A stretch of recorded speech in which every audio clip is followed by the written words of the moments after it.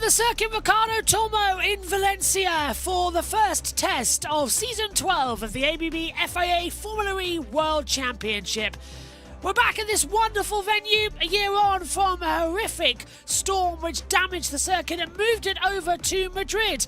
This is test number 1, coming up today on Monday. Tomorrow, 2 tests, including getting ready for the virtual race. Test 4 comes your way on Wednesday before sessions 5 and 6 on Thursday. And the women's test is back for a full day on Friday as we get ready for this fantastic season and the last in the Gen 3 era before we head into Gen 4. I'm Joshua Birch, alongside me is Josh Turner here for this weekend's action, and we are looking down at hopefully a fantastic circuit. As you can see, Jack Pickering's also trackside alongside Jack Giamano. They've given us some B-roll footage. 3 hours coming up for you today, where we'll keep you up to date with all of the latest news, views and opinions from around the paddock as well. But JT, coming to you first of all. Here we go then, ready for testing, and 20 cars will venture out, and it's a whole new season, and it should be just as exciting as what we left it in London. We've got a full week of testing all live here, and it should be a really interesting week. Of course, we've had to build up to the women's test, which will end the week on Friday here at Valencia. But before that, we've got a full week of running for the Season 12 drivers. 20 cars in operation. You can see Oliver Rowland in the number 1. He's going to head out on the circuit shortly as well. But let's say good afternoon to our 2 men trackside, Jack Giamano and Jack Pickering. There they are on the balcony in Valencia. Jack, Pico, welcome. And Jack, coming to you first. It's time for a whole new season to get underway. It doesn't feel 5 minutes since we were in London, but what's the atmosphere down there in Valencia? Calm. I think calm is probably the right way to go about it because, you know, there is no one here apart from us and obviously of the media people. Fans come here on Thursday and Friday, I believe. So, you know, the atmosphere might be different then. But at the moment, it's just the calm before the storm. At the moment, we've had, you know, drivers just milling about in the pit lane behind us. So everyone's getting ready. We've just had it might be a delay to testing actually because behind us, the Gen 3 Evo car, the demo car, so none of the team's cars, obviously did some laps. It's broken down and it's currently just getting offloaded now. So whether or not that might delay testing by 1 or 2 minutes, start of it, I'm not too sure, but it looks like they might get that all done and cleared. Hopefully they can get that cleared and we get started soon as well. Pico, you're no stranger to being at the Valencia test. You've done many an hour in Spain over the past couple of years. You were there last year when we had to move to Madrid. What's the atmosphere now that we're back sort of at Formula E's home in Valencia? Yeah, I think there's a lot of, but it's just nice to be back in Valencia. Obviously, the events of what happened here last year. Weirdly enough, we haven't had a clean week of pre-season testing since 2022. Because in 2023, there was a fire in one of the garages here, and that meant that everything had to be moved later into the week. And it made it a bit more truncated testing. Mahindra were down to 1 car. So hopefully, I mean, if we can get to Friday and nothing happens, I think that'll be a success. Certainly looks like it could be a success coming into it, but we've got numerous changes as well. I think the first one we should really bring into is Taylor Barnard, Jack, because he was the one that you were talking about on the FE bar. Certainly you were looking around in London. We didn't know where he was going to go after McLaren left. He's now joined DS Penske alongside Maximilian Gunther. It's quite a lineup for Taylor. Just in his second full season of Formula E, he impressed last year. Can he win with Penske, though? We know how quick that car is. I think he can, for sure. I do think he can win. It's interesting, though, whether or not this season DS have that car. And obviously, they did last season, but they kind of won on strategy. They didn't really win on full pace throughout the races and so forth. So I really think he can win. He's a really quick driver, but everyone was kind of surprised maybe that he made the move to DS because, you know, they weren't front running and people thought, you never know, he might have ended up in that Nissan seat alongside Oliver Rowland. But he's at DS. He can make that team his own, really, in the future. Obviously, he's got Maximilian Gunther there now, which will be trying to obviously claim his stake, but not number 1 driver. I don't think they have a number 1 driver at this precise moment at DS. They've got 2 solid drivers. But yeah, there's no reason why Taylor can't win. But obviously, the McLaren last season was running that Nissan powertrain. So he's got a lot to learn. He's got that DS powertrain, Stellantis powertrain to learn in the back. So once he gets to grips with it today, see how quick he was. Because when I first saw him here back in 20 that season, where there was the 5:23.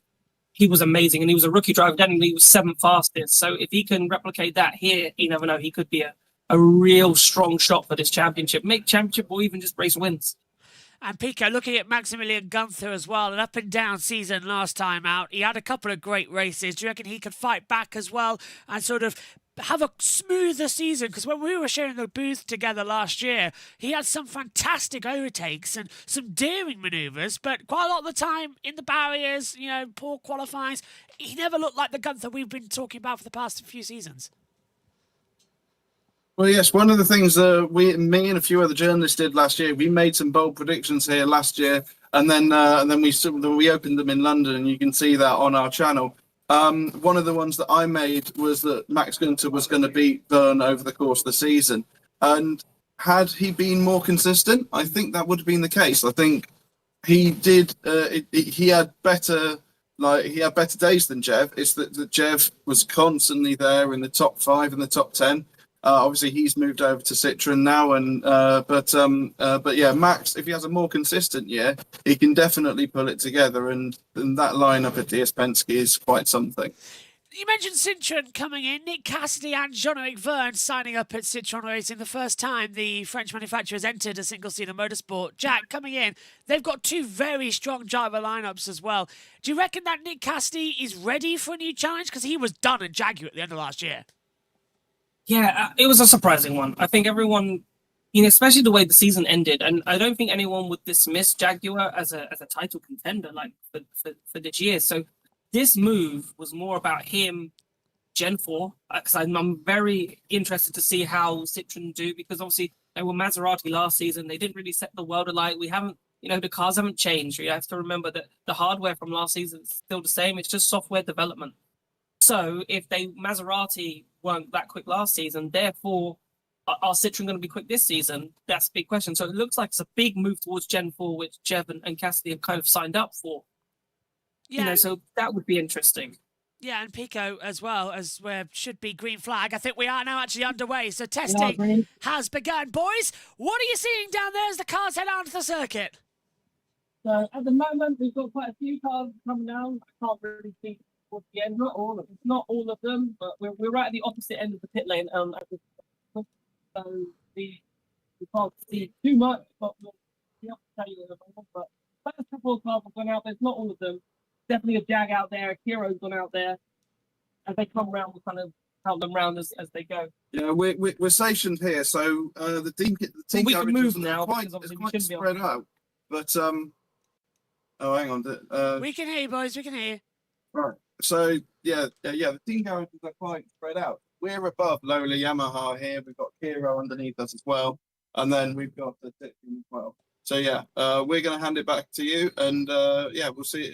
We'll join you for commentary in a little bit. Cheers, boys. Take care out there as we're now underway for the green flag. They're going to go on a little walkies and see what's happening. But JT, 20 cars venturing out on the circuit, and I'll go through who's going to be taking part out there. You've got Ollie Rowland, Jose Maria Marti, Maximilian Gunther, Mitch Evans, Lucas de Grassi, Antonio Felix da Costa, Joel Eriksson, back after 10 previous starts in Formula E, so alongside Sebastian Buemi and Envision, Nick de Vries, Zane Maloney, Norman Nato, Jean-Eric Verne, Jake Dennis, Felipe Drugovich, and we are aware that on the timing screen, Felipe Drugovich is spelled incorrectly. Just to point that back out to you, the boys have let them know that the timing screen is wrong, and many of the journalists have also done the same thing. Then we get Dan Tinkton, Nick Cassidy, Eduardo Mortar, Nico Muller, Taylor Barnard, and Pascal Verline as we get our first lap times venturing out on the circuit. And I think as well, JT, we're in sort of for a good day, because the good thing about testing is that you can head out there for 3 hours, you can get all these systems running, but it's just a chance to have a different atmosphere in terms of just seeing what the cars can actually push and get yourself back into mentality after what has been about 4 months away. Yeah, as the cars venture out on the circuit, we have our first laps being completed. It was the 2 Porsches, I do believe, who were first out together. As they continue now round the circuit, Pascal Verline and Nico Muller, the 2 Porsches this year. They're heading in towards turns 4 and turn 5. But cars just getting their first laps in, making sure the car is all okay. So off go the boys. They're going to go on a wander. We'll hear from them around the circuit as well. Get your questions in because we are in the Formula E Discord for the FEZ. And if you want to join us and have your opinions, just press the hashtag and you can come in. And we're going to drag Johnny in right now as well, who's here in the waiting room. Johnny, welcome. If you can hear us, you're live on air. We've dragged you into the FE bar. Welcome to you. How are you finding testing? Are you ready for a new season? Can you hear us? Well, hopefully we might be able to hear us shortly. Still muted, I think, on the Discord. So that could be already going a bit wrong. But if you do want to get in... Can you hear me? Yes, I can hear you, Johnny. No. Hello, how are you doing? What do you want to talk about? I'm good. How are you guys doing? Very well, very well. Are you ready for season 12? Can't wait, man. Can't wait for the season to start. So what do you think coming into the new year as well? What are you sort of going to be looking for season 12? Yeah, it's gonna be more exciting than the last one, I guess, because a couple of changes in the teams and quite a lot of changes in the drivers as well. So let's see how the season goes. Do you reckon that we're going to see a title challenge towards the end of the year? Are you hoping that was going to be another close one? Yeah, more so this time. I think so. There'll be around 3 to 4 teams competing for the title, and around 4 to 5 drivers competing for the World Championship. So it's gonna be good. I really hope it is going to be good as well. Who are you going to be supporting this season? Obviously, I'll be supporting Mahindra, but I think they also will be among the top 5 teams this year as well, like last year. They'll be competing for wins, but I don't think so they'll be able to fight for the championship as of now. Do you reckon that they can score a couple of the wins, as you say, because they've got a good driver lineup this year down there as well? Yeah. Eduardo Mortara alongside Nick De Vries, the same as last year. Do you think De Vries has got his mojo back? Yeah, of course. I think Nick De Vries is one of the most improved drivers, I think so, last year. He got around 3 podiums, I think so, and all the P2, really close to the win. So I think he's going to score at least 1 win this season. And Mortara also last time, if I'm not mistaken, in Jakarta, he was fighting for the win with Tictum. Yeah. But I think so, the safety car or something spoiled it. Spoiled the challenge. Yeah. So hopefully. I hope it's going to get better for you as well. Anything else you want to have your voice on about season 12 coming in? Yeah, I'm really looking forward for the new rookies, how they're performing to see. And also, I want to see how Nico Muller does at Porsche. I think so. He's also going to be a very good good driver this year with Porsche. Johnny, thank you very much. You can come back anytime you like, and I hope you enjoy our testing coverage and testing out there. Yeah, thanks, mate. See you. Cheers, mate. Take care. See you Enjoy. later. Take care. Enjoy yourself.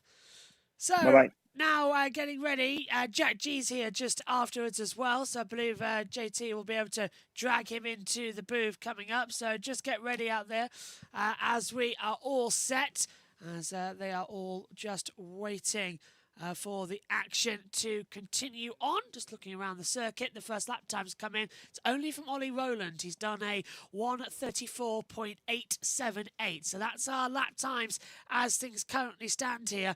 No one is going to want to do the longer runs because, well, we all know that at this first bit of testing, you just need to wait and see what's going to happen. But JT, what's happening in the YouTube chats as well? Have you got anything that want to be thrown our way? Well, we've not done our roll through of hellos yet. So hello to Nikki, hello to Aman, hello to VRDN, CF Sings or Tyre Sings, apologies. Current lap, Aditya is also here as well. Hello everyone, welcome along. Hope you are enjoying. And we will be looking through the YouTube chat. Man is excited to see Citroen on track. Nikki's just here lurking. hello everyone, because well, we do get that it is the time of work, and it's not the best time to be able to sit down and watch stuff. But luckily over here it's half term for me, so I'm around as well, which is good for you, JB, because then you're not just here waffling by yourself with the boys coming in every now and again. Yeah, not going to waffle all that lot. Pico, I just saw you unmuted. I don't know if you wanted to say anything. If so, just interrupt your trackside, boys.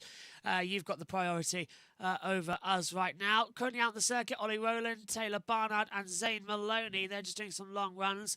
Hopefully we'll have the data up soon. You can see that on our timing screens here in terms of information and lap graphics, but we will get that to you ASAP as to knows who needs to be where and when. But so far, it's going so good. They're not actually having a bad time of it overall. We were expecting some difficult sessions, but you can see all the live timing information available on our monitors here in terms of the gap and then the overall lap times. Just had Taylor Barnard do a 1:40.929, so he's going to go over. Right, let's bring Kiro into the boost. He's pit boosted as well. Hello, Kiro, can you hear us on the monitor? Hello. Hello, I can hear you. Welcome to testing. How are you doing? Hi, how are you? Very Hi, well. I'm good. How are you guys? Very well, very well. Have you had a good summer break? Yes, it's been quite good. Hi, Jack. Hi, other Jack. Sad I couldn't be here as I was trying to, but you know. Yeah, boys are over in Hi, Valencia, ready Josh. to go. Hi, mate. So, what do you want to talk about coming into season 12? So, Dan Tickton. I think, genuinely, well, I can hear myself. I think he could be a championship contender. Dan Tickton was a championship contender. That's a brave one to go with Cooper Cairo. Do you reckon they've got the car this year? Well, we're going to find out, aren't we? You know? We're seeing him on our screen now, just being pushed out. Go on, Pico. Can you hear us? We got a red flag. Oh, have we? Yes. So, oh no! Is it slippery surface? We got a slippery surface flag on the front straight. Yep, turn 0.1 on the front straight as slippery surface at the moment. Can you see anything, boys, down there?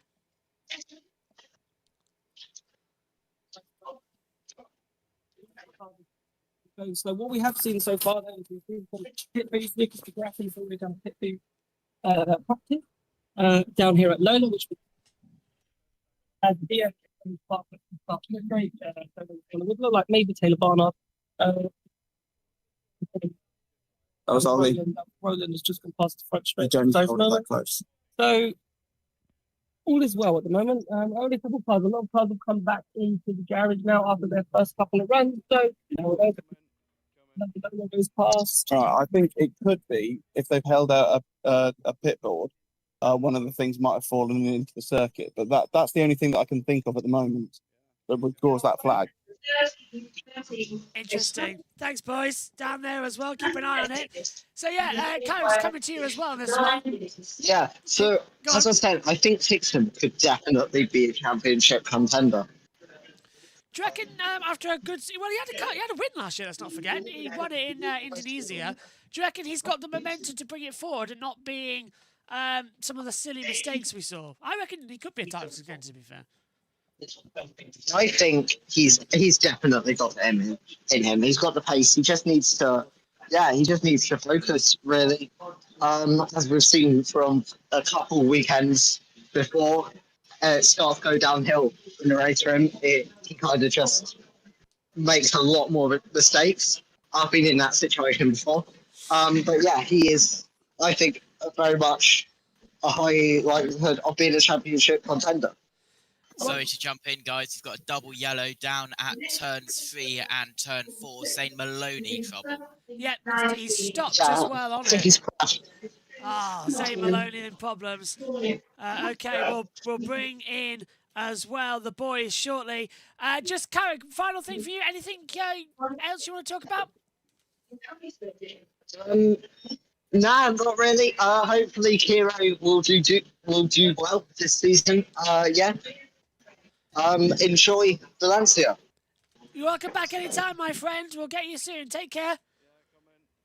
Bye. Bye-bye.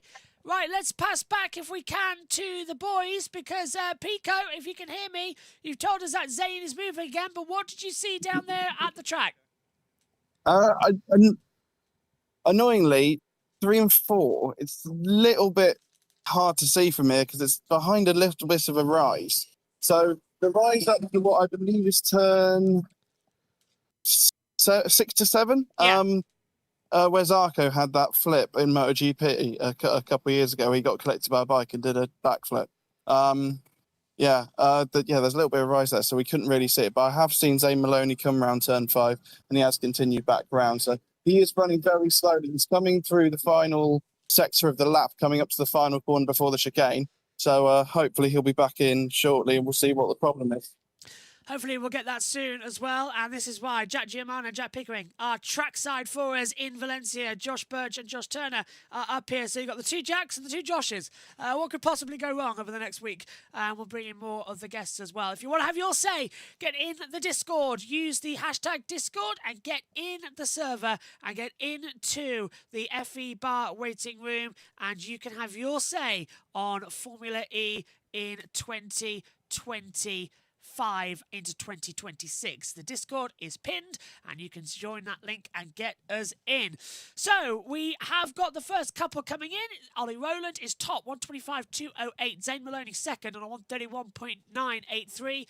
Mitch Evans in third, 136.803. Maximilian Gunther in fourth, 137.951. Taylor Barnard in fifth, now sixth on a 138.055 because Nico Muller has just got up into third on a 136.003, and now Mitch Evans second on 131.841. So times are beginning to come down, as you can see them circulating out there on the circuit via our driver tracker, and hopefully we can get this all sorted soon. So yeah, if you want to have your voice on the Formula E testing, get into the Discord on the Formula E Zone bar, use the hashtag as well and get in. The link is also in the JB Motorsports chat as well as the Formula E Zone chat. So get in and get your questions live on air.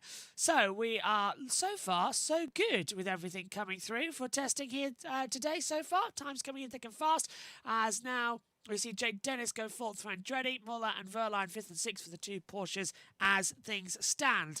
So, so far so good.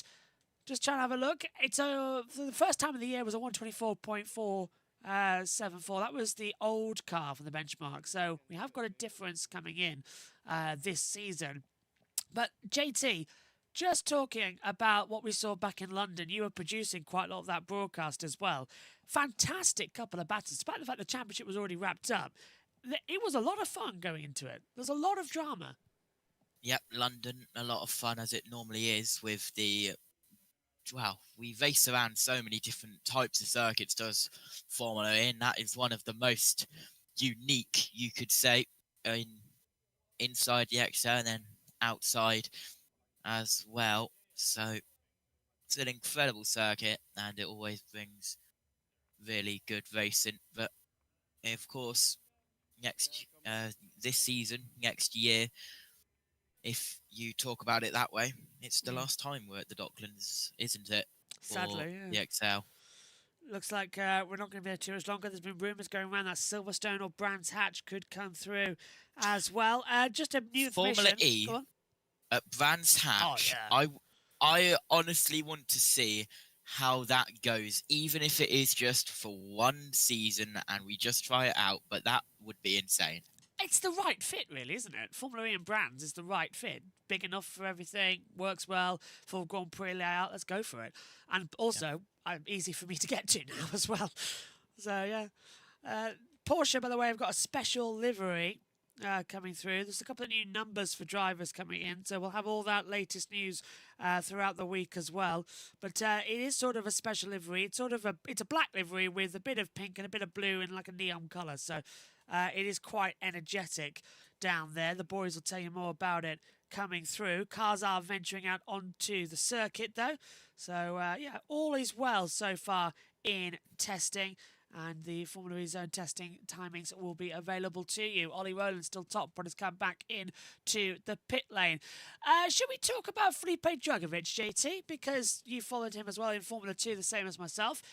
Starting a new chapter, the Formula 2 champion racing full-time with Andretti alongside Jake Dennis. But Pepe Marti also making the jump over. So a couple of Formula 2s coming in. What do you think of Felipe Drugovich as well? He waited so long for that seat in Formula 1 and Aston Martin. Didn't really work out, and arguably he was sort of the forgotten champion.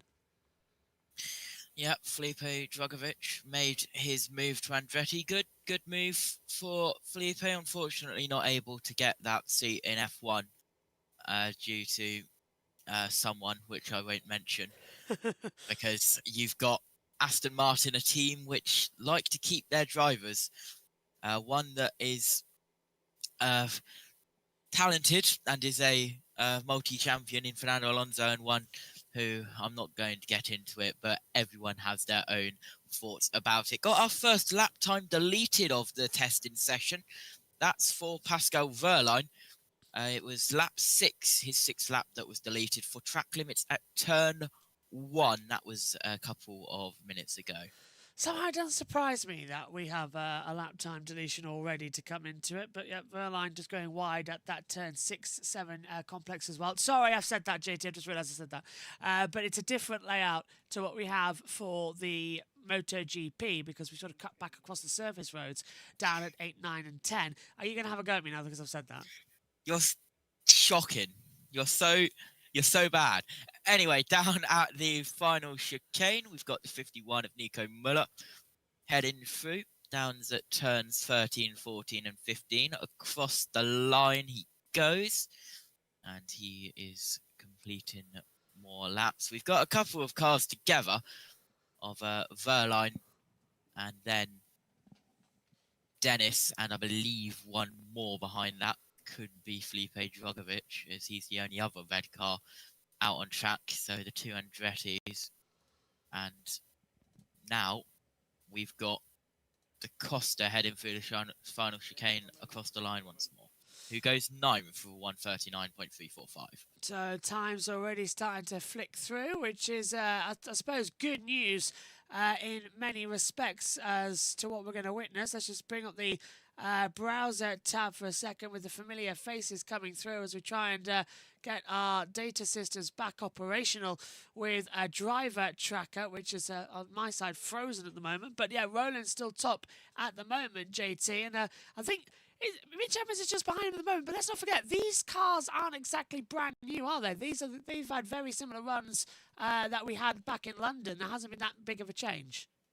Yeah, not that big of a change, so just got to get familiar with the cars once again, which multiple drivers are taking the chance to do so. We just had Marty set a 149.968, way off the pace, just making sure the car is okay on a slow lap. 25 seconds off the pace, so that was a proper just get the car in, make sure it's all working. Yeah, get it in, make sure it all pays off correctly.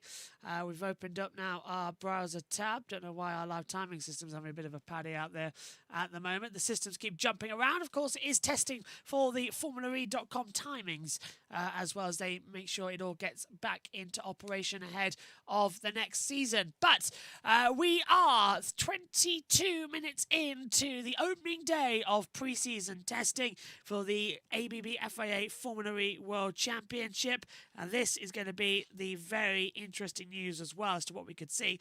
Let's talk about then something else that's come through, the calendar for 2025-2026 season. The ABB FIA Formula E World Championship is set to race in Sanya in China for the first time since season 5 back in 2018 and 19, confirming the final addition to the 11 event 17 round season 12 calendar, the largest and most expansive in Formula E history, including new races in Madrid, and Miami International Autodrome located at the Hard Rock Stadium.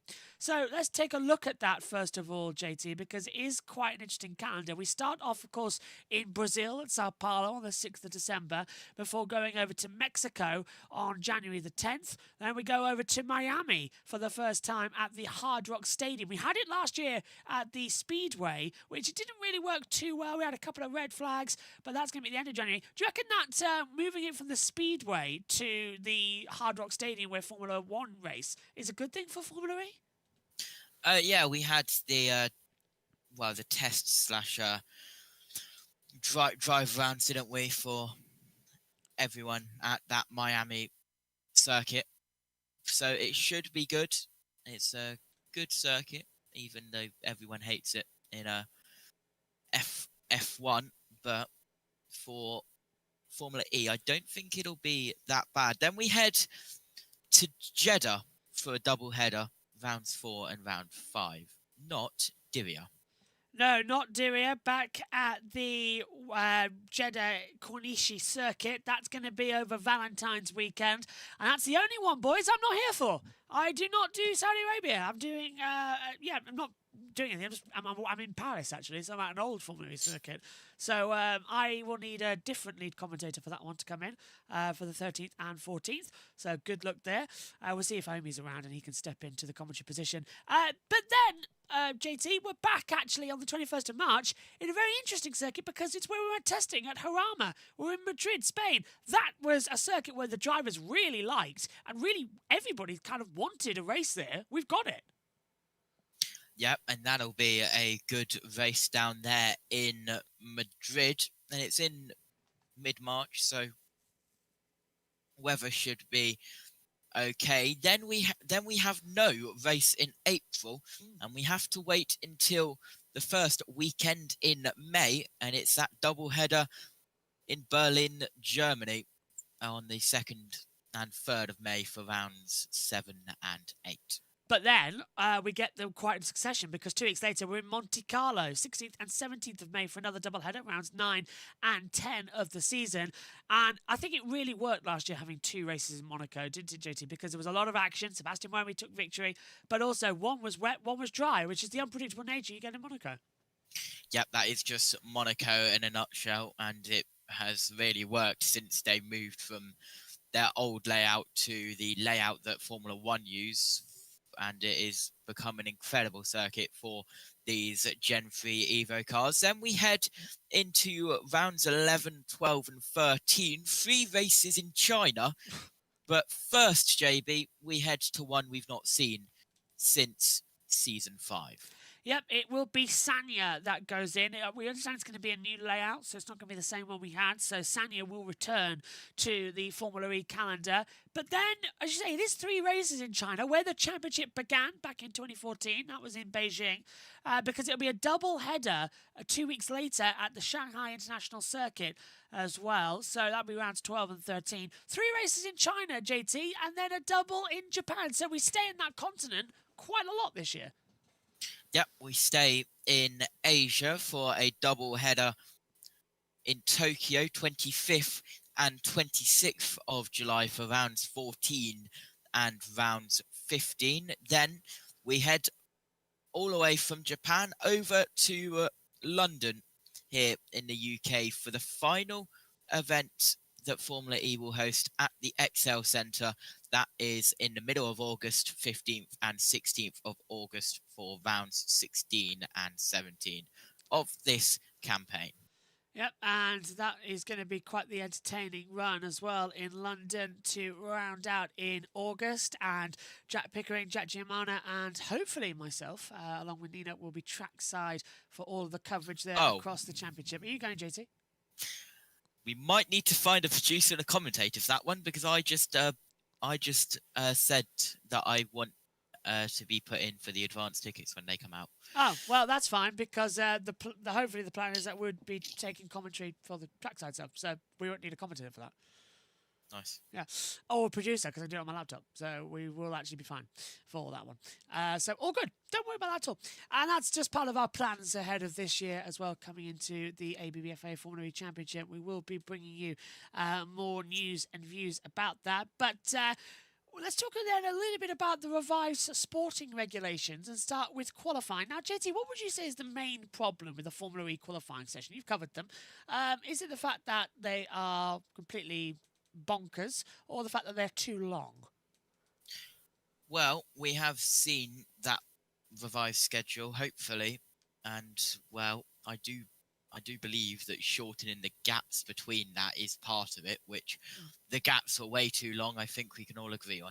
Yeah, they were too long. Qualifying group stages will now be reduced to 10 minutes, not 12, with the previous obligation to set a lap time within the first 6 minutes removed. And the duels times have been revised, ensuring that the overall qualifying session aligns more closely to 1 hour. Now, these changes aim to improve the flow of the qualifying session for both teams and fans while maintaining the core of the groups and duels format. Previously, we were seeing qualifying sessions at over an hour and a half, maybe even an hour and 40 to get sorted. It was ridiculous to come through. As we're heading back down to trackside as well with Jack Pickering and Jack Giamana. Boys, what are you finding down there? We've just seen that Verline's gone fastest on a 1:22.586. He's already broken that record, but what have you got for us? Jack Giamana. Yeah, no, it's just very interesting at the moment. If you can hear me, I hope you can hear me well.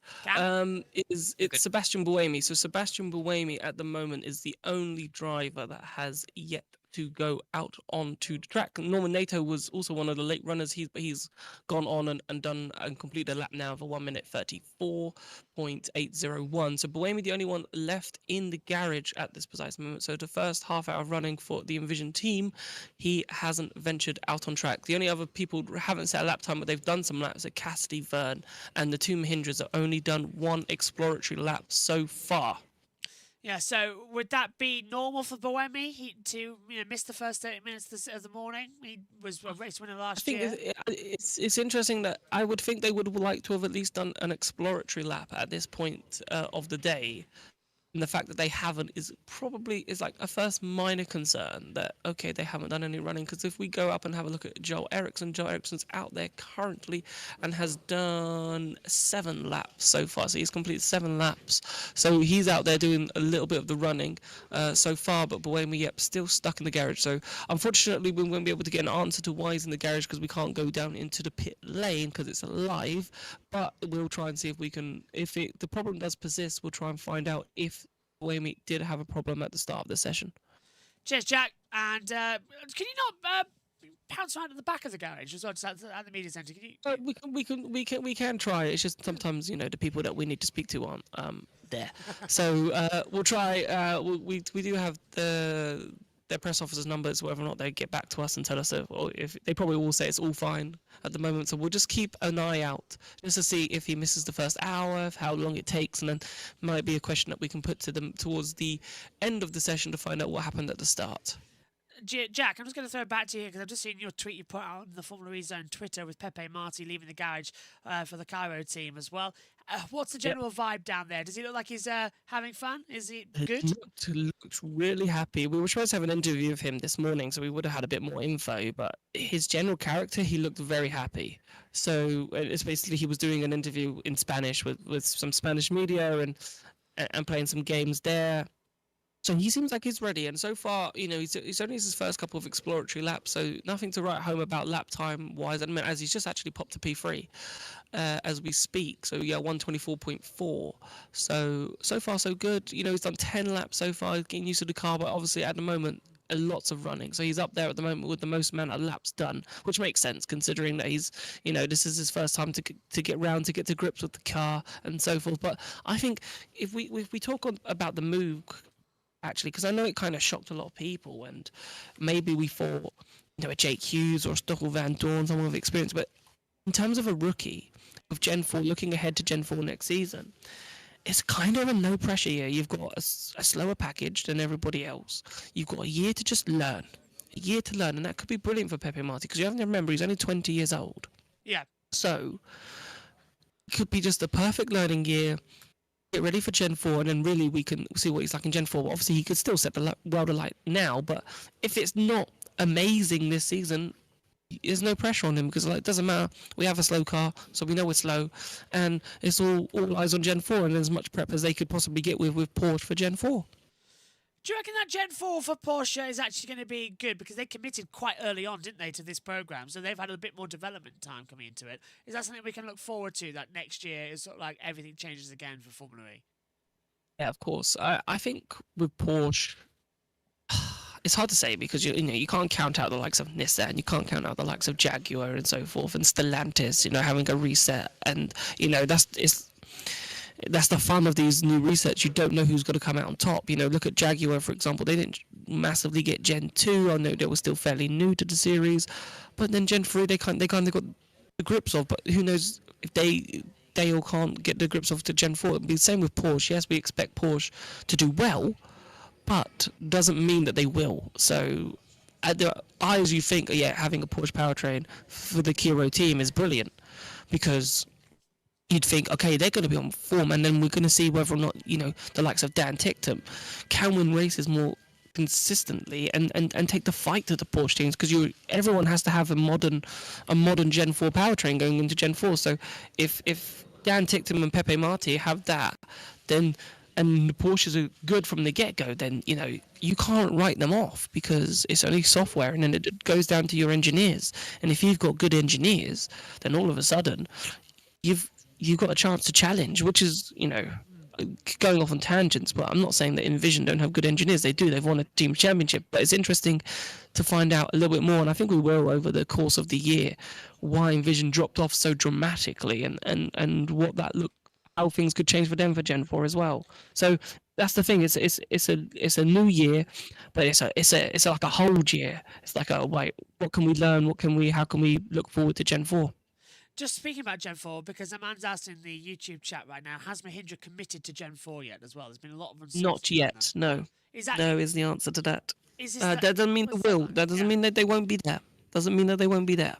They haven't committed as a manufacturer yet, which means that currently Mahindra obviously make their own powertrain. So the problem that they have right now is, I don't know, I can't actually remember when the deadline, I think the deadline for that probably may have passed, but whether or not they've been given an extension to that could be something that I go and find out over the course of the weekend, what's going on with that, because it doesn't mean that they'll leave the series. It just means that they will become a customer team. Mahindra are not leaving the series as far as I'm aware. They will be here for the Gen 4 era, I believe, and from what I've been told so far, but it's whether or not they'll be making their own powertrain or they will become a customer team. So just look at the first 30 minutes that have gone by. Verline on top, Evans second, and Da Costa in third position. Is this a strong start for Jaguar, of course? I mean, it's a surprise for Da Costa to leave. He left Porsche, has gone over to Jaguar. Now he's already third fastest. Is this sort of a confidence year for Da Costa to try and boost himself back up? I think so. It was interesting there because you said Da Costa and I immediately thought Porsche, but yes, of course he's at the Jaguar team now. So yeah, and obviously him being quick and he's only a 10th off at this early stage of Evans, that'll be a good confidence boost because again for him it's a whole new car to get used to, a completely new system. So you think sometimes there might be some teething problems. So far, so good for Da Costa. So the fact that he's already on pace with Mitch, and then obviously he's got a longer learning curve than what Mitch does. Mitch should be pretty much plug in and play. It shouldn't have changed too much for him from last season to this season. So yeah, it's a good start, and obviously Verline being at the top, obviously good start for Porsche. It'd be interesting. I said I agree with what I think it was Johnny or that was on earlier that said about Muller, and interesting how he does. I think that'd be someone to keep your eye on over testing, is how does Muller do, to see can he match Verline, what struggles that he has, because it is the same powertrain in a sense that he had at the Andretti team last season. So but now can he take that step? Got a double yellow at turn 3, and it's we'll go and investigate for you. It's Lucas Di Grassi. So off you go, boys. So Di Grassi. Right, we'll go and have a look. Cheers, boys. So Di Grassi has stopped at turn 3 at the moment. It's just flashed up on our timing screens. Double yellow now at turn 2. So it looks like it's a difficult circuit down there, JT, at turn 2, because it's a hard braking zone to quite a fast first corner. So my guess is he might have just run it wide into the gravel trap down there. Yeah, we'll see if we can get an update about that. He's still stranded down there. Is the 11, and that comes at a point where we've just had the news about their team principal, and that, I believe, Mark Preston.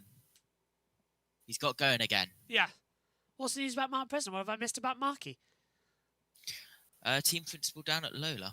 Oh, yeah, we know that. Yeah. Cool. Yeah, but it's been officially confirmed with the photos and everything. He's staying for another year. Yes, Thank God for that. Down at Valencia, they've done the whole press release and everything to make it official, even though we knew it already. We'll have to just, I'll give him a phone call, actually. We've got his number, haven't we? So I'll give him a dial up and say, how's it going over there in Valencia? All going well? All good? Might actually give him a message, see if we can bring him on air at some point throughout the weekend as well in a guest commentary stint and see what Lola's chances are for this weekend. Yep, we've got people everywhere, folks. Now, have you seen, JT, that Pepe Marti on the circuit right now? He's gone out, but he's still wearing a Red Bull helmet. That's interesting because he's not a Red Bull driver anymore. He's still got that Red Bull Gives You Wings helmet. The story behind that is that he's not a part of the Red Bull team as such, but I believe he's still an official Red Bull athlete. I believe is the story behind that. So he's still an athlete to come into it. Pico's got news for us, though, if he wants to come in down there out on the track. So, Pico, go for you, mate.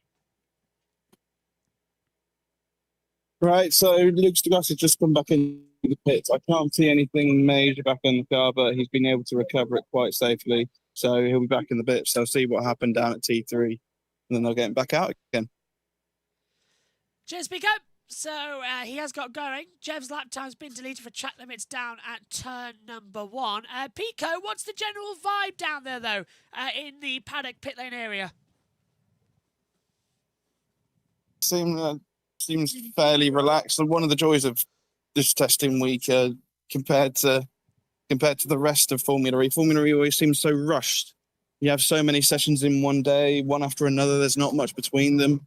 Formula E testing, you kind of kick back and relax. It's a 3-hour session.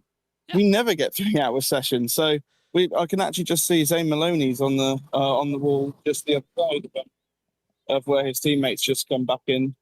So obviously he was involved in something earlier on, so they must be working on his car at the moment. So not the best start for Lola and Mark Preston's first little session as official team principal, replacing Thomas Biermeier. But it now seems a little bit quieter. There's stuff on the other side of the circuit, but nothing down the front straight at the moment. Is it weird for us as well, especially that he was effectively team principal anyway, but now they've just made it official? Because it was he was his brainchild, wasn't it, bringing Lola? Yeah, so he's the Lola Motorsport Director or something. That was his official title. And obviously he brought Super Aguri to Formula E back in the day, and which then became Team Aguri and Amelin Aguri, and then and brought into Cheetah, who had multiple success with. And then when Cheetah left, he went on to join Lola, and because of his passion for this series, he persuaded them to join this series, and they did their first running here last year, where they had a nice press conference. There was 4 people in the press conference who any one of them I could have said was a team principal, but yeah, Mark seems like the logical choice with his experience. Could you do me a favour, Pico, or Jack, if you're listening? If you do see him, tell him that I'm going to send him a text message and see if we can get him on air if he's got some time over the weekend. Will do. I will see if I can find him later on. Excellent, because that'd be nice to drag him up into the booth as well for some times. Roland's had a lap time deleted out there for track limits turn 12, and ironically enough on lap 12, and turn 12 is the last corner here, so it's quite easy to go wide out there on the circuit. So we've got Jack Giamana and Jack Pickering trackside for us in Valencia, Josh T and Josh Birch up here in the commentary box, providing you with all of the testing times and the news from around the area. We are 2 hours 18 minutes to go, and it's Pascal Wehrlein fastest in the opening 42 minutes. It's a 1:22.586. Mitch Evans is second, a 1:23.096. Da Costa is third on a 1:23.257. Ticton fourth on a 1:24.167. Then Jose Maria Marti is fifth on a 1:24.452. Jake Dennis sixth on a 1:24.588. Ollie Rowland seventh, 1:24.701. And then we get Johnny Verne eighth on a 1:24.842. Nico Muller ninth on a 1:24.981. And Norman Nato rounds out the top 10 on a 1:25.137. Joel Eriksson is in a 11th on a 1:25.302. Felipe Drogovic, who's now got his right spelling on the timing tile, I've just noticed. So, hey, someone added the right one. It's a 1:25.611. Lucas de Grassi 13th, 1:26.415. Nick Cassidy's 14th, 1:29.939. Zane Maloney 15th, 1:31.983. Then we get Maximilian Gunther 1:37.092. Taylor Barnard's the last driver of the time, 1:38.055. Yet to even go out on the circuit, Sebastian Buemi in 18th, and lap times for Nick De Vries 1:19. He's 19th with the sector time of sector 2, and Eduardo Mortar 20th. So neither of the Mahindras set lap times at the moment. Track temperature is at 30 degrees Celsius, air temperature 23, 40% chance of rain, 1 kilometre of wind speed hour. So that's okay at the moment, JT, and I think that's the best news possible as we're just ticking down some times to get cars out there on the track. Yep, a couple of cars only out on the circuit as we are continuing round. Only 5 I can count on the driver tracker who have ventured out. That's Evans, Tictum, Verne and Muller. Are your cars currently out on track? Everyone else just in the pits making some changes. So apparently, Candy Pizza's coming saying they will announce it in January if they are going to be in Gen 4 era. So that's already some conversations coming in. Keep your thoughts coming in and get in the Discord in the Formula E bar as well. That's where we are in the commentary box. So if you're on JB Motorsports listening in as well, get into the FE zone. That is where you need to be. We've got the link coming in to the Discord shortly as well. So come in and have a chat all around. We're in the FE bar. Get your news, views and opinions out there. So Gen 3 is already quicker. As you can see on the blog here, Wehrlein getting straight to business. He wants that championship back and wants a statement. The German clocked to 1:22.586. He's the fastest time so far. So brilliant. Bring it on. This is going to be an interesting championship coming in as well.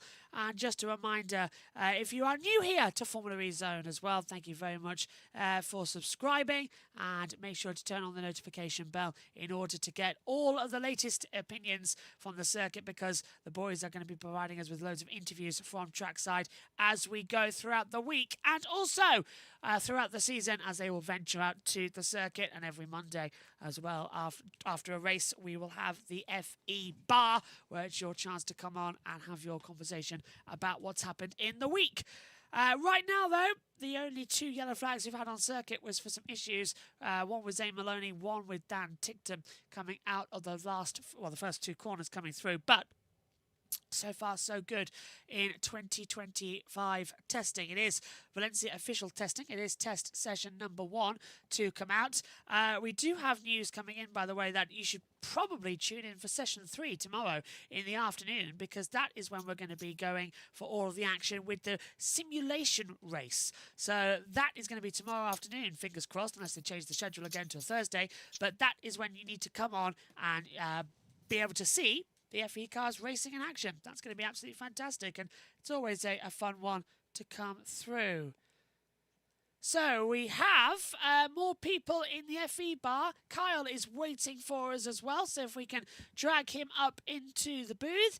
Kyle, welcome. You're live on the FE bar with FE testing. How are you doing, my friend? Are you doing well? Good. How are you today? Very well. Thank you very much for asking. So what do you want to talk about coming into Season 12 of Formula E? I mean, earlier on you mentioned about the calendar, and one thing I noticed, and some of the others in the community have noticed, the gaps are a little bit better. But this year we still got some long breaks between, I think it's Berlin and Monaco. So, and I was thinking, as we're here in Valencia, like it already looks like a decent track from the track map with a good attack mode and a bit of a good balance between high speed and medium speed. Could this track? Do you think it could be a potential futuristic track for maybe season 13? I think when we came here a couple of years ago, that nightmare race that Formula E try and forget, with everyone out of energy in Gen 2, it wasn't ready then. The track was too long, the energy management wasn't there. But I think for Gen 3, this circuit's quite good because they've narrowed out the kinks for testing. They've got a good amount of regen zones on the circuit. And I think it would give us a quite good race because that second race we had on the weekend was really nice, actually. So, I would agree with you that this could be a quite an interesting zone. And I don't know if Giamana is around in the media centre and listening to if he wants to have a word on that as well, because he's obviously there, being able to see us. But yeah, I wouldn't mind it coming back on for a permanent circuit. Out of interest, though, what did you think of the racing car when we were here in Gen 2? Did you like it?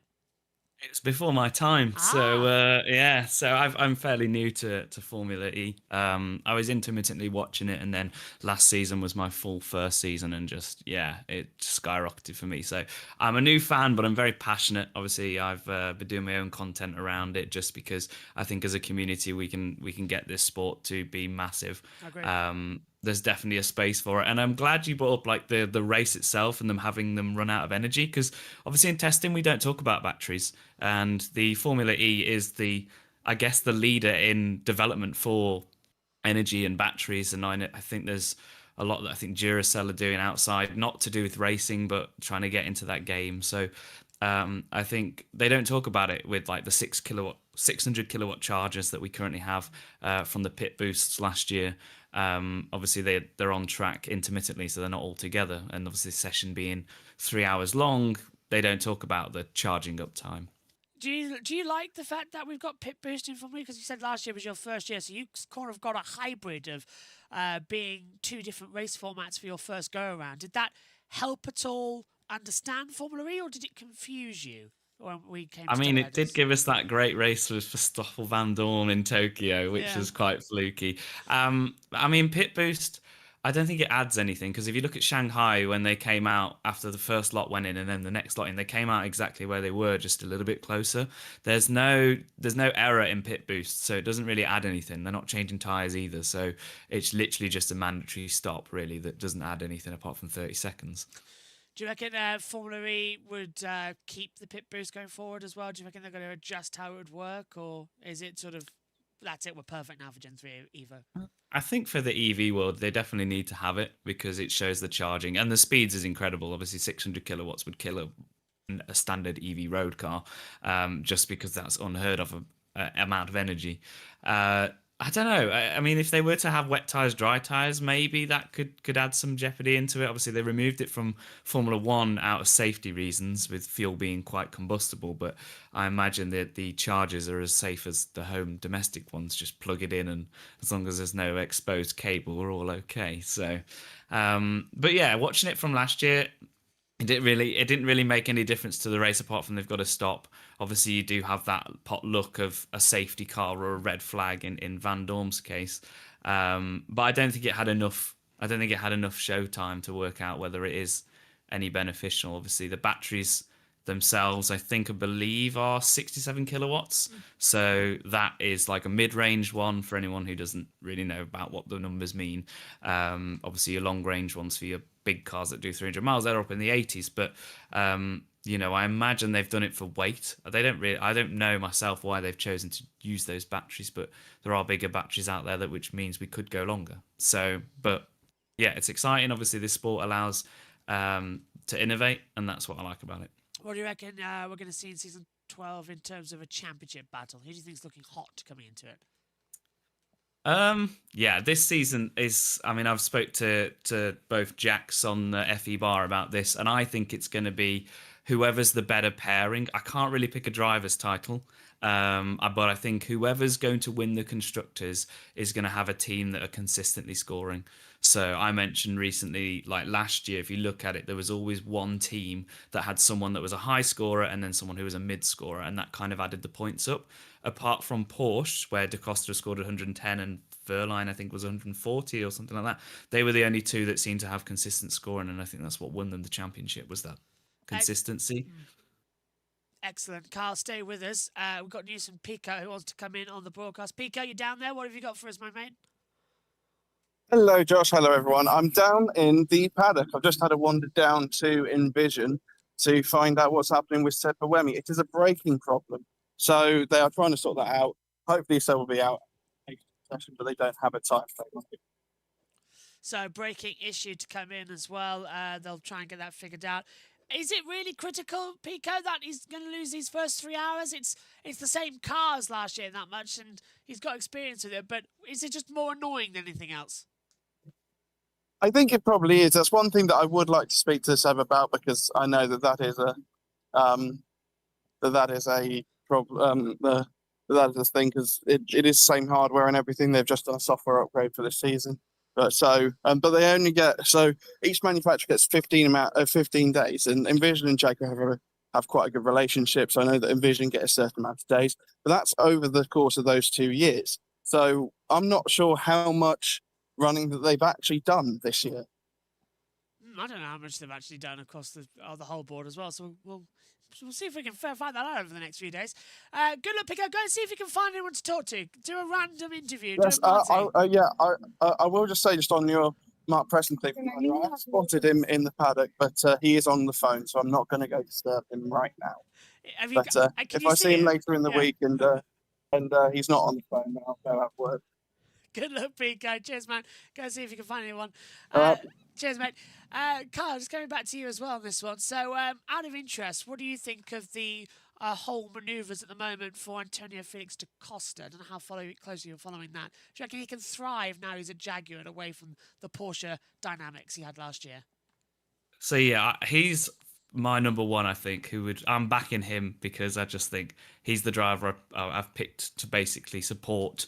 But I also think in Jaguar, that car was looking like it was tidy in the last couple of races. So, and he's got the caliber, and I think the Porsche tensions, that it's a boiling pot. There's a lot of pressures in Porsche, and I think there was that sort of looming that they knew they weren't going to keep him on. So I think last year was just a bit of a year that he wants to forget, to be honest.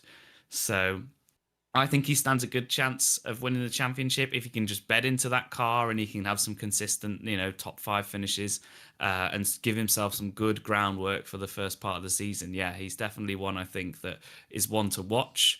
I think this might not be a make or break season because obviously we've got Gen 4 next year where it's kind of resetting the board.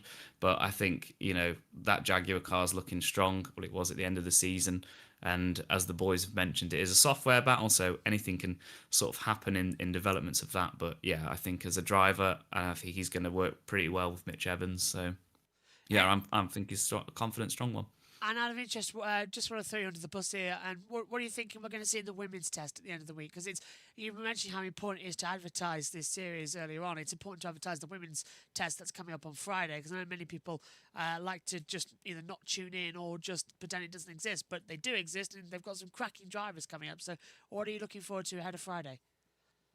Well, I think the women's test is fantastic anyway. There's I feel like when you always talk about women's sports as a male, it can feel a bit controversial, but I think it does wonders to the world of motorsport. I'm hoping to just, see them get similar pace to the males and just prove that it's not a stereotype or they're not doing it for just a tick box exercise, because I think there's some very decent drivers who have come out of F1 Academy. I've seen some at Formula 4 at Donington Park. So I think, I'm just hoping that Formula E can actually bring them in, because I think there isn't too much of a hierarchy structure like F3, F2, F1. With us, we're sort of more open. And I think with the likes of, I don't know who's on the signings this year. Obviously, I think Abby Pullins is at Nissan. I think she's a very strong contender after winning in Formula E. So it'd be good to see her at the top of the timing charts, because I follow her on Instagram and I know she's always happy when she's winning, which we'd want to see. But hopefully, I said within the next 5 years, I'd hope that there is a female on the grid, and I hope that it's like a true Verstappen, shall we say, just comes out and absolutely cooks. Kyle, thank you very much, my man. I hope we get to you before the end of the week. Come back anytime and voice your opinions throughout the week. I will do. Thanks for having me on. Thank you, Kyle. Take care. See you soon. JT, we have at the moment 57 minutes complete, 2 yellow flags. Not too bad a start to this day, is it? Yeah, not that bad at all. We are just over 3 minutes until the first hour of completion here in Valencia. Only 3 cars out on track. Ericsson, Dennis and Nick Cassidy are your 3 out. As I say that, Nick de Vries heads out onto the track. So it's a 3-hour day we've got here, and then the boys will be summing up at the end. Tomorrow we've got 2 sessions coming up, remember, in the morning and the afternoon. So 6 hours we'll be with you tomorrow. Wednesday, I believe it's only 1. It's back to 2 on Thursday, and Friday it will be the 2. But we're with you for the first session of the day on Friday, and then the last session we're going to be playing you everything that's happened in the week. So a complete wrap up of the Formula E testing. So all the interviews, everything we've got coming, that will all be repeated to you on Friday in the second session. So we can all sign off brilliantly from a wonderful week. So, if you are new here, remember to subscribe and like the video, and also get in the Discord for Formula E Zone as well, and get your thoughts out there in the FE Bar waiting room. We'll drag you up to the main box and have a conversation with you and get your thoughts about Season 12 of the ABB FIA Formula E World Championship. We are 1 hour down in this test. We have 2 to go on day 1 for 2026, and it is Jake Dennis fastest on a 1:22.309. Pascal Verline is a 1:22.586. Jean-Eric Verne is a 1:22.872. Mitch Evans is 4th, 1:23.096. Nico Muller in 5th, 1:23.128. Antonio Felix da Costa 6th, 1:23.257. Dan Tinctum 7th, a 1:24.167. And Jose Maria Marti is in 8th on a 1:24.452. Ollie Rowland is in 9th, 1:24.701, and Norman Nato halves the field on a 1:24.795. Joel Eriksson's 11th on a 1:25.302. Felipe Dragovic is 12th on a 1:25.611. Lucas de Grassi 13th on a 1:26.415. Nick Cassidy is 14th, 1:29.939. Zane Maloney, 15th, 1:31.983. Maximilian Gunther is 16th, 1:37.092. And Taylor Barnard is 17th, 1:38.055. Sebastian Buemi with that issue with the brake lines. We know he's not going to go out just yet, as Jet German and Jack Pickering have reported from the paddock.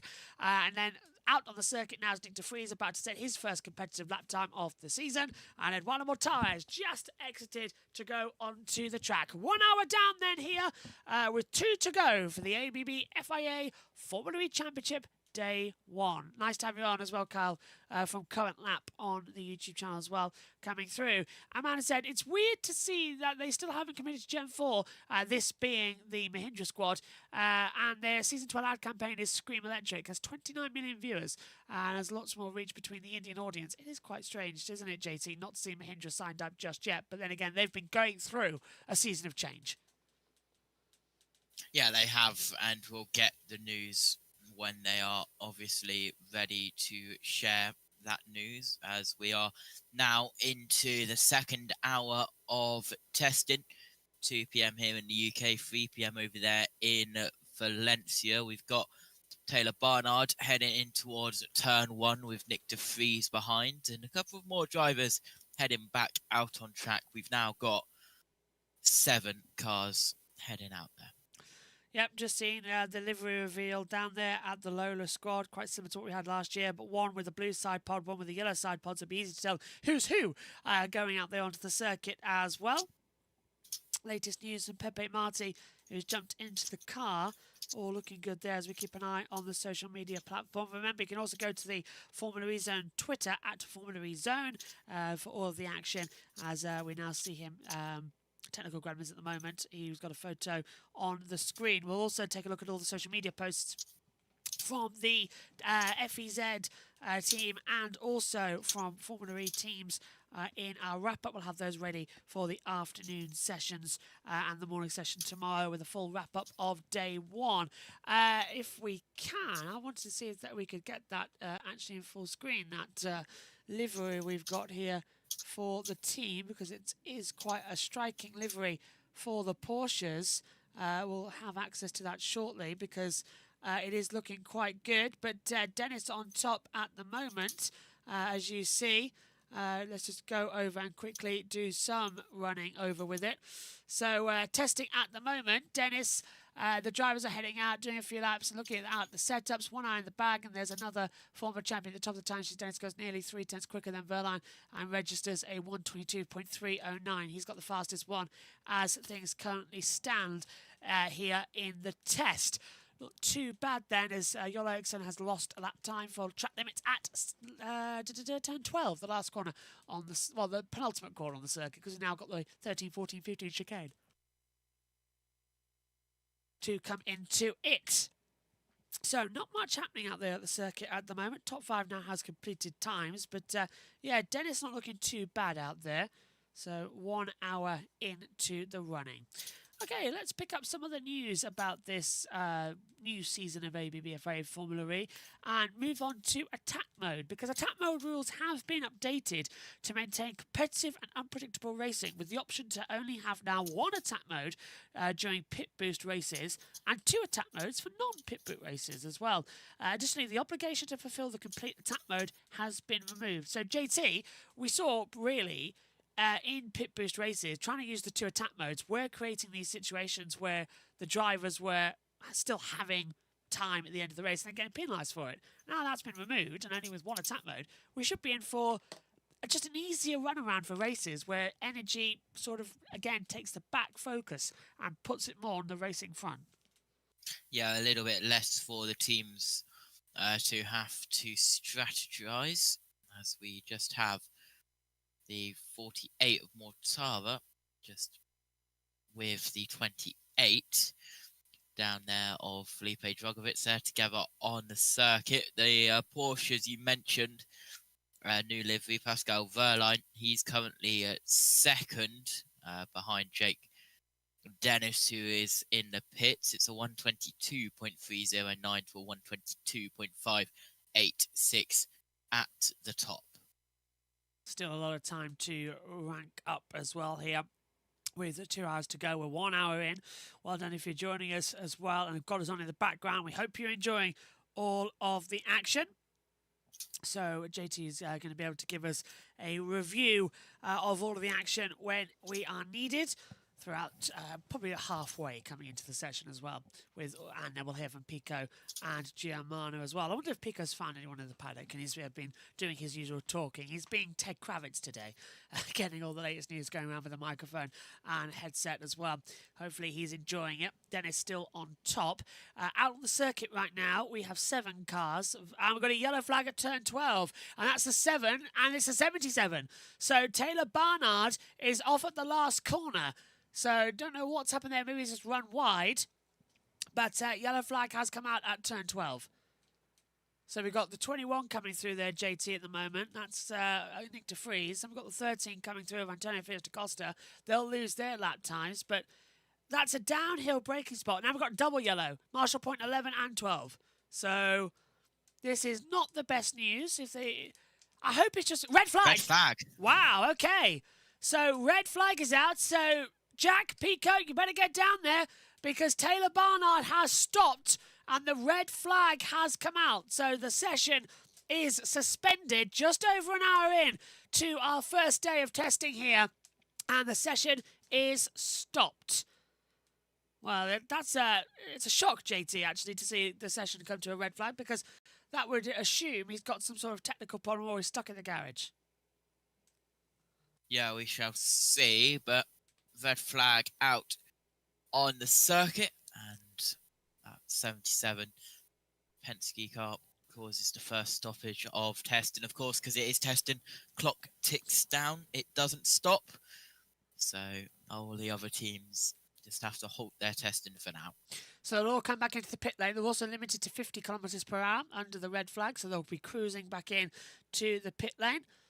So we now see them coming through. This is where we wish we had the driver on boards, but it is a yellow flag at turn 12. Also got DaCosta, apparently. He was registered as stopped on the circuit, but he hasn't stopped. I can see that. Hello to... hello, and they just got hi, I'm from Brazil. Hello to...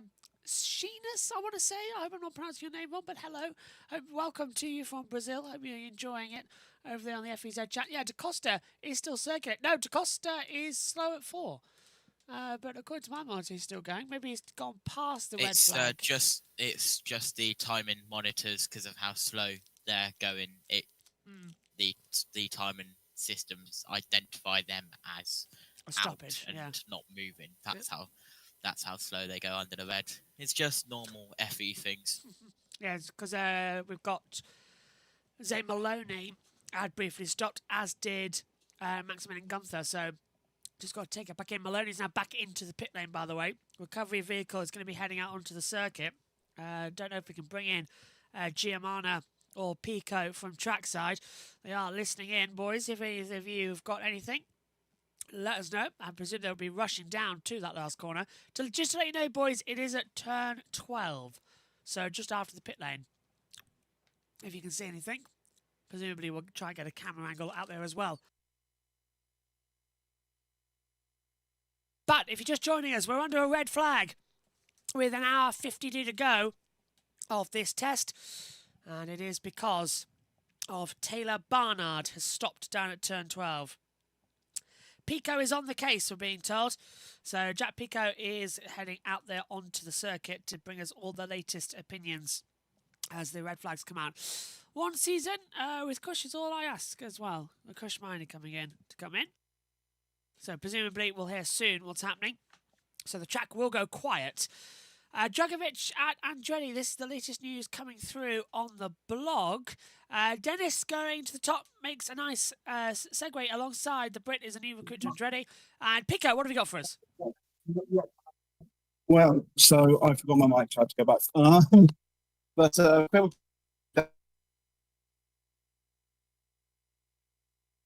Oh, we've lost Pico. behind where the chicane is.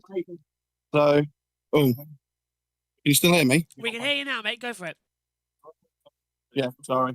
Well, I've just connected my other phone to my Wi-Fi because I don't have data on the other phone. But yeah, I can see a truck in the distance heading down to what is the MotoGP final corner. I'm assuming that is turn 12.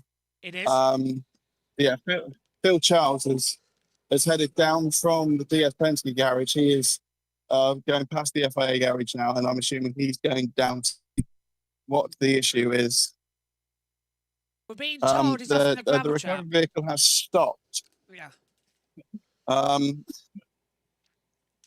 think I can see it in the background. That looks like it's in the gravel. Yeah, we're being told he's in the gravel trap, apparently. That's the latest I've got from Yeah. Race Control. He's gone quite a long way into the gravel as well. That's that's a substantial way. So yeah, it was probably driver error, I would have thought. Maybe, what about brake failure? We know the brake bar wire has not been great with Formula E in the last season and a half. No, but I wouldn't have thought that it looks before. It looks like it's before the braking zone for T12. So you've got that round like descent into the final corner from MotoGP, and he's not even near. He's not gone beyond where the apex is. Right. So he's just gone straight on. Yeah. So that's a weird one to go in. Yeah. Because you sort of sweep around turn 11 into a hard braking zone. It's a 90-degree left-hander turn 12. And he's just gone straight on. Okay. Thanks, Jack. Where's the recovery vehicle down there? Yes, it's already lifted Taylor's car up, but Taylor will already be out the car. And yeah, they'll take it behind the barriers. There is an entrance a few meters before where the final corner is. and they'll take him in there. The low loader on the team will be on his way, and he'll be brought back to the back of the garage. So red flag is out as things stand. They'll bring Barnard's car back in. Not really the morning he wanted, is it, Pico? Brand new team after being risky. He wouldn't be in Formula E this year, and he's gone straight on. So he was 16th. He's completed... I can't say how many laps. Giamano might be able to help that on our monitors. But he was 17th, Pico. Now 16th, because the time's changing. Do you reckon he'll get back out in this session, or is he done? Well, as we take them behind the barriers, then usually when a car stops on circuit, the low loader goes round, puts it on the low loader, then it comes back down pit lane and drops them outside the garage. Whereas I think because they're doing it on the other side, it will head to the back of the garage. They might be able to push it through the gap at the end of the pits, and the team will be able to wheel them down from there. But it's either that or it will go to the back of the garage. But I don't think he'll be able to go out. Well, if he gets back, if the car gets back in the next 20, 30 minutes, which I think's probably being fair about it, they'll then have to investigate what the problem is. And I'm not sure how much time we have left for the session, but that could be day done. Hour 47 we've got left as well, and to investigate that. 25 seconds until green. So we are going to head back to green flag running. So it will still say that Barnard's car is at the exit of turn 12, but he will be recovered back to the pit lane. So Jack, I presume you're going to head down there at Penske and try and find out? I missed that. What was that? Are you going to head down to Penske and try and find out what's going on? We will. We'll. Good luck. We'll try and find out, and once we know, we'll get back to you. Good luck, Pico. Go beat Ted Kravitz. Green. And away we go. So the afternoon session gets restarted, our first one here of the test.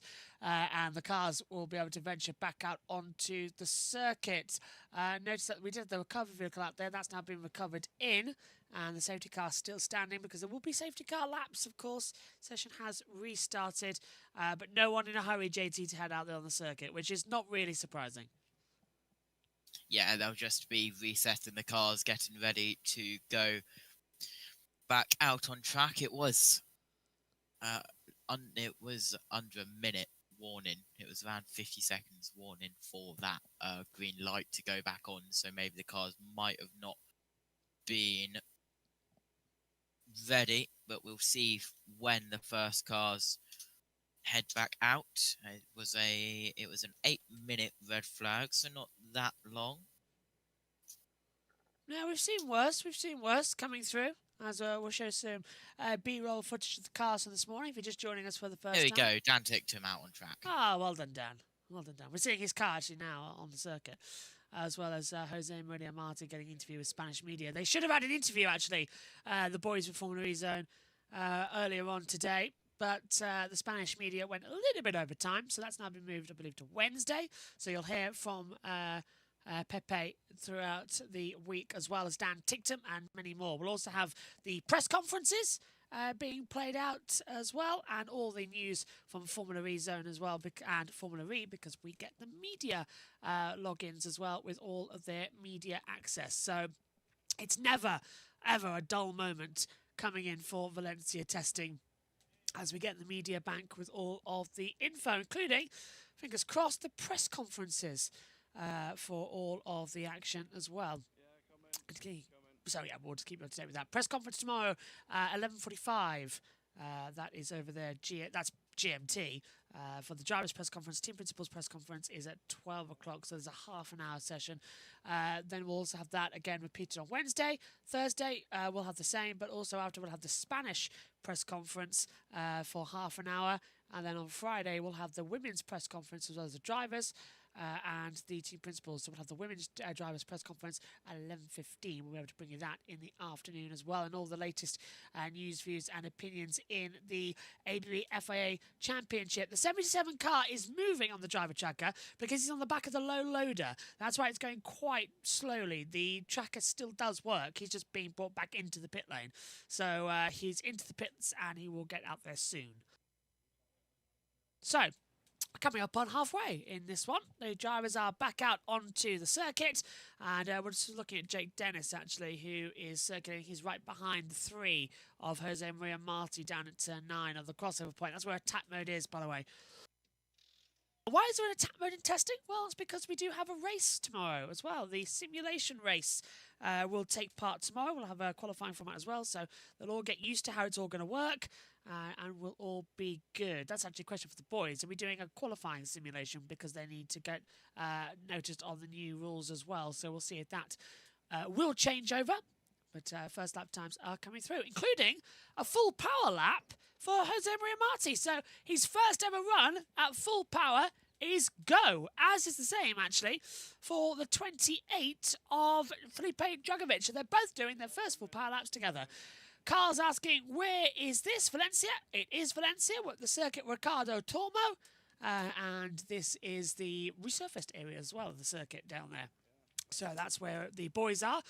Josh Birch and Josh Turner up in the commentary box for you. Jack Pickering and Jack Giamana are trackside, getting us all the latest opinions. And if you want to have your say on Formula E in 2025-2026 seasons 12, join the Formula E Discord. The link is pinned in the chats, and you can get into the FE Bar waiting room, and you can have your opinion said live on air. This is your show, as well as we are welcoming you to testing.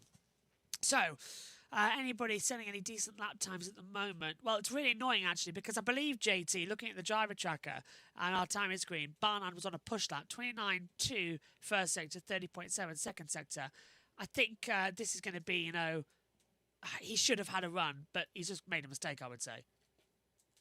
Yeah, well, on attack mode is the number 3 of Pepe Marti. He is into the final chicane, down right at 13, left at 14, then right at 15, back to the finish line, across the line. He's just getting the attack mode as it runs out as he crosses the line for Pepe Marti, as we have Norman Nato just head out on track in front of him. But the track getting more active as we head towards the halfway point of this first test session on the first day of FIA Formula E testing for Season 12 here at Valencia.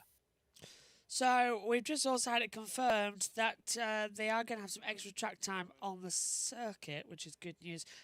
So they might extend the session by a further 5. So we'll see if that gets collaborated with the boys' trackside, as we've got. Barnard is okay, so that's a good news to bring you. That's some Formula E themselves. So all is looking good right now, as we keep up to date on the Formula E Twitter as well, at Formula E Zone, for all the latest news, views and opinions, so you know exactly where to go. But yeah, just taking a look, JT, at some other information out there, we're going to see, I think now, a bit of long run pace. I can't see that's going to change over anymore. Yep, as we are circulating, we've got Mitch Evans in the final chicane. Down in towards turn 12, we've got Felipe Drugovich, who's just overtaken that 23 of NATO, who's on an outlap. Down into the final chicane, there you go, also pushing, it looks like, Dan Ticktum. He's just gone through on Pascal Verline down in towards turn 8.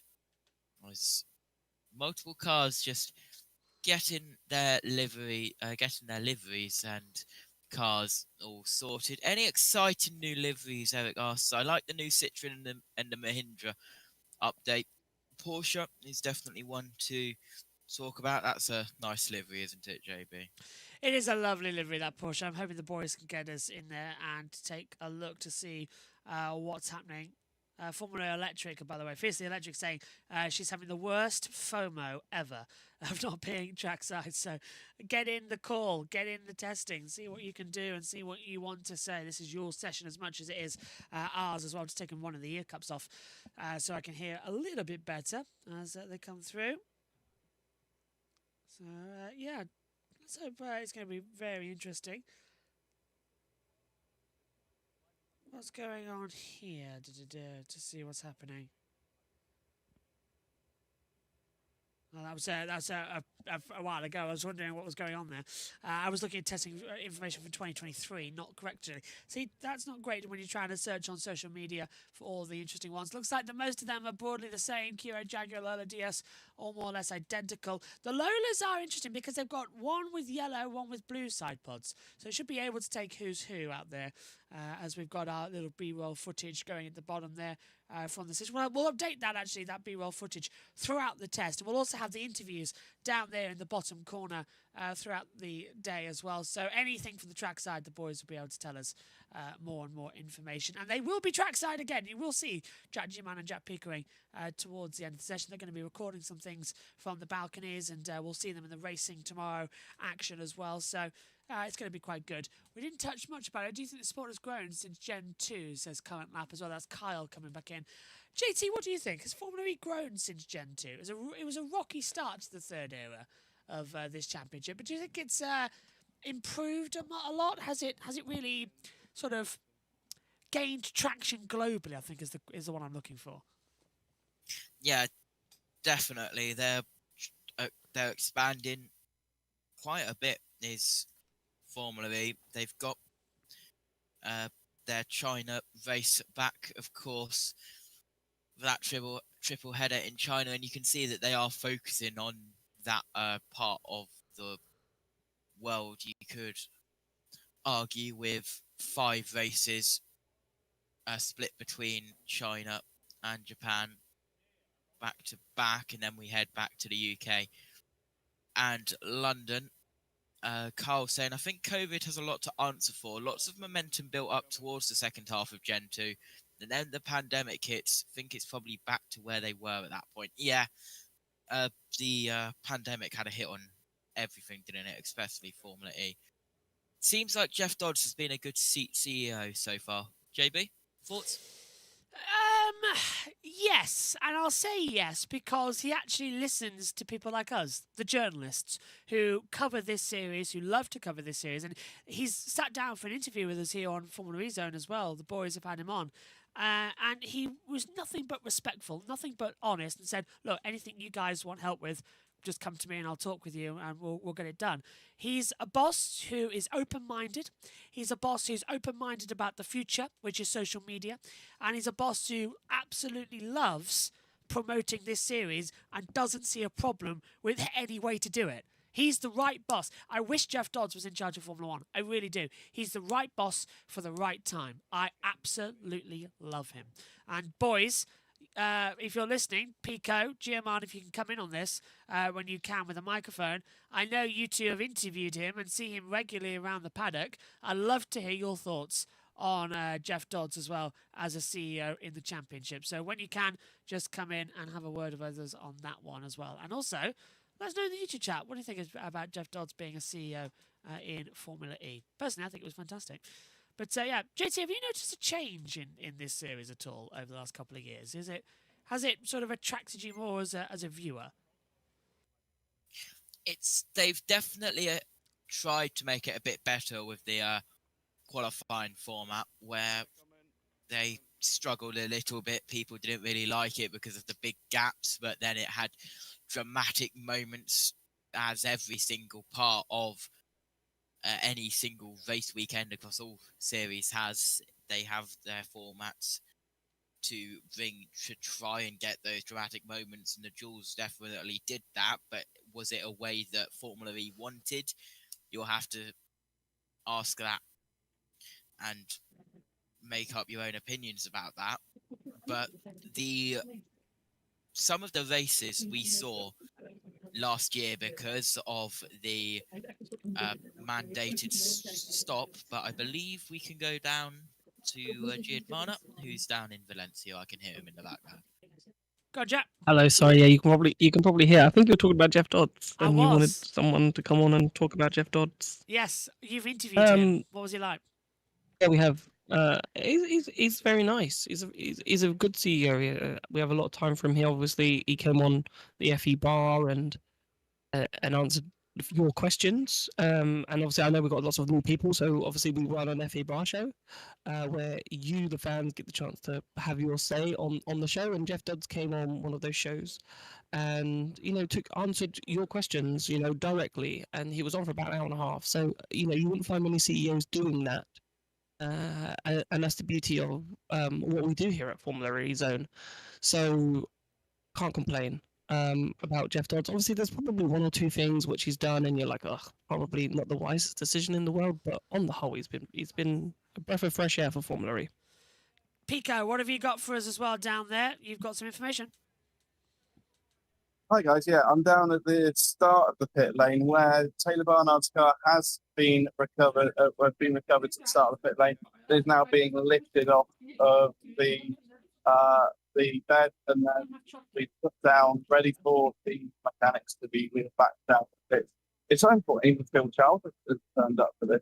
I'm here with Toby. Toby, what are your third thoughts when seeing the car? Yeah, it contains tons of gravel on the floor, I think. But everything looks okay, no big damages. So possible brake issue or something like that, and you can stop it in the gravel. One of the things that you mentioned to me when we were up there was the fact that usually if they're in the gravel, the car gets lifted back onto the circuit and they drive it back to the pit. So it's clear that something must be more serious with the car.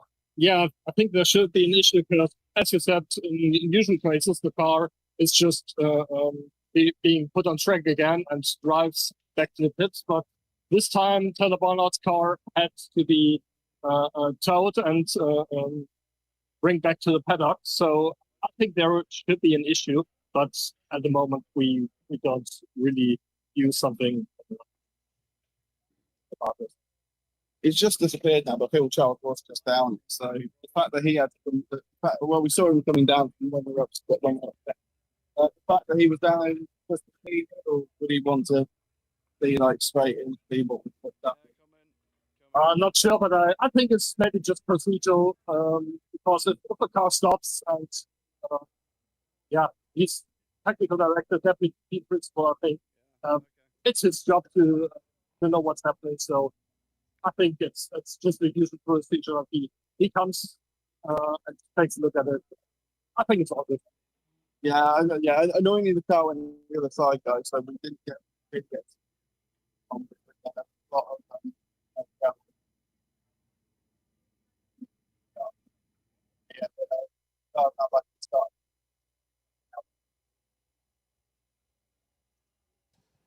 Might have lost Pico's signal there. Just for a No, split second. I just finished talking. Oh, no. Just finished talking. I can hear you, mate. I can hear you. No worries. Chatted off. So, all looking good down there then? Well, not for Taylor Barnard, but the car's back to pit stage start. I don't know what the problem is. And they've got an hour and a half to try and figure out what to do. Let's hope they can figure it out. Thanks, Pico. All right, see you in a bit. See you in a bit. Take care. And he'll head out there onto the circuit. Giamano, are you still here in the call? Hopefully you are coming in on that one because, yeah, Jeff Dodds being in control is absolutely fantastic for the series. He's definitely a cool guy to come through and open up. JT, this is going really well so far. I've probably not put a cross on it, but yeah. Eric has said, I hope your Sport Discovery Plus has the races here again. I just wish that they had the proper feed in German. They do have the English commentary, but no pit lane interviews or interviews during the race. Yeah, that's a little bit of a weird one, isn't it? Because mainly now they just take the international feed, which is broadcast in English. But at least we've got pit interviews, thanks to Giamana out there as well, and for Picoing. So, yeah, what do you think about Formula E? Could they do more to promote themselves globally? They keep saying, oh, we've got the, a record high viewership around the world. We're good in the first two quarters as well, where we're needing our target audiences because they don't run in quarter three or really quarter four of the year. But do you reckon they need to improve a little bit?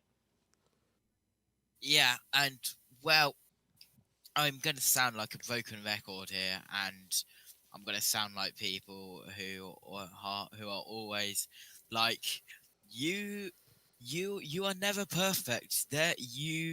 You can always be better, but with promoting something and trying to get it out to new people, there's never a top because it's always changing. You've always got new things coming out, new platforms, new ways of doing stuff. That is just what it is in 2025 with marketing and all of that. Of course, with everything that's changing with the series itself, it's the final year of Gen 3. We've got Gen 4 coming out.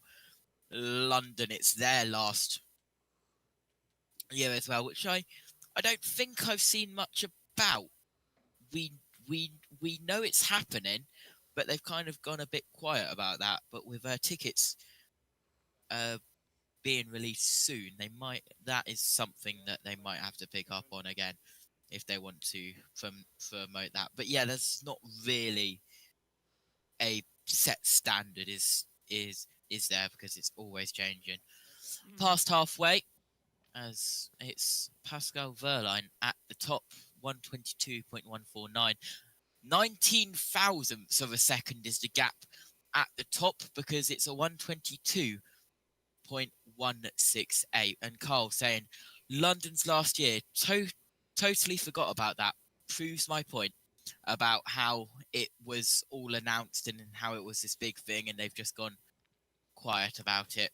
I like the XL, but I'm sure it would be too small for Gen 4. Of course, that being one of the changes that is coming in shortly. Good news, not the Dacia Sandero. Sebastian Buemi is out on track, and after his braking issues have been sorted. Wonderful. So Sebastian Buemi now is able to head out onto the circuit. He's done, he's gone through the pit lane once, but he's done a 1:25.788. So he has now started to circulate. So it is good news, which is even better to try and come into it with 90 minutes to go of this session. The first of 6 coming away from the main action. And then the women's test sessions are on Friday, where we'll be with you for the first session. And then session 2 will be catching up on everything that has happened in the week here in Valencia. So, not too bad at all, actually. We'll have guests on throughout the weekend as well.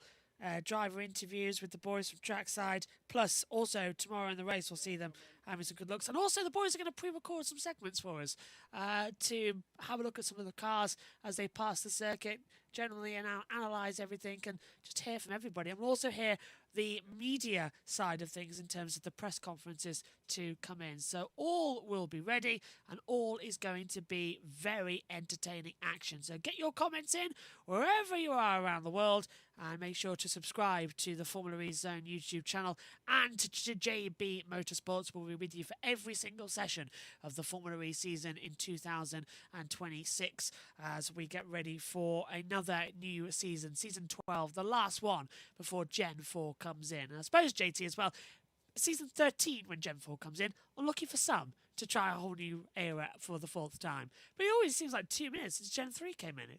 It's weird because how long Gen 2 had to go because of COVID. Yeah, it does seem like that, but in a world where it is constantly evolving with EVs and a certain person in America trying to promote EVs and launch stuff to Mars as well. But that's all I'll say about that because everyone has their own opinions about that, and we're here for Formula E racing, not that company. But across the line we go. On attack mode is the 25 car of John-Eric Verne. He's in towards turn 1. Also on attack mode is the 21 of Nick de Vries. I don't like how Citroen and Mahindra are the same colour on the driver tracker. It's annoying me as well every time I try and look at the screen. It is only testing though. Yeah, it probably will change. I hope it changes. We're trying to get our blog back operational, but unfortunately on the browser source, it has gone down. Break it. I haven't broke it. It just won't go on. It just won't reset itself. But I can tell you it's all changed at the top with Verline at the top. We had an image of Barnard in the gravel that I want to try and pick up eventually. But yeah, we saw him. He had just gone straight on into the gravel trap, so it's nothing too bad.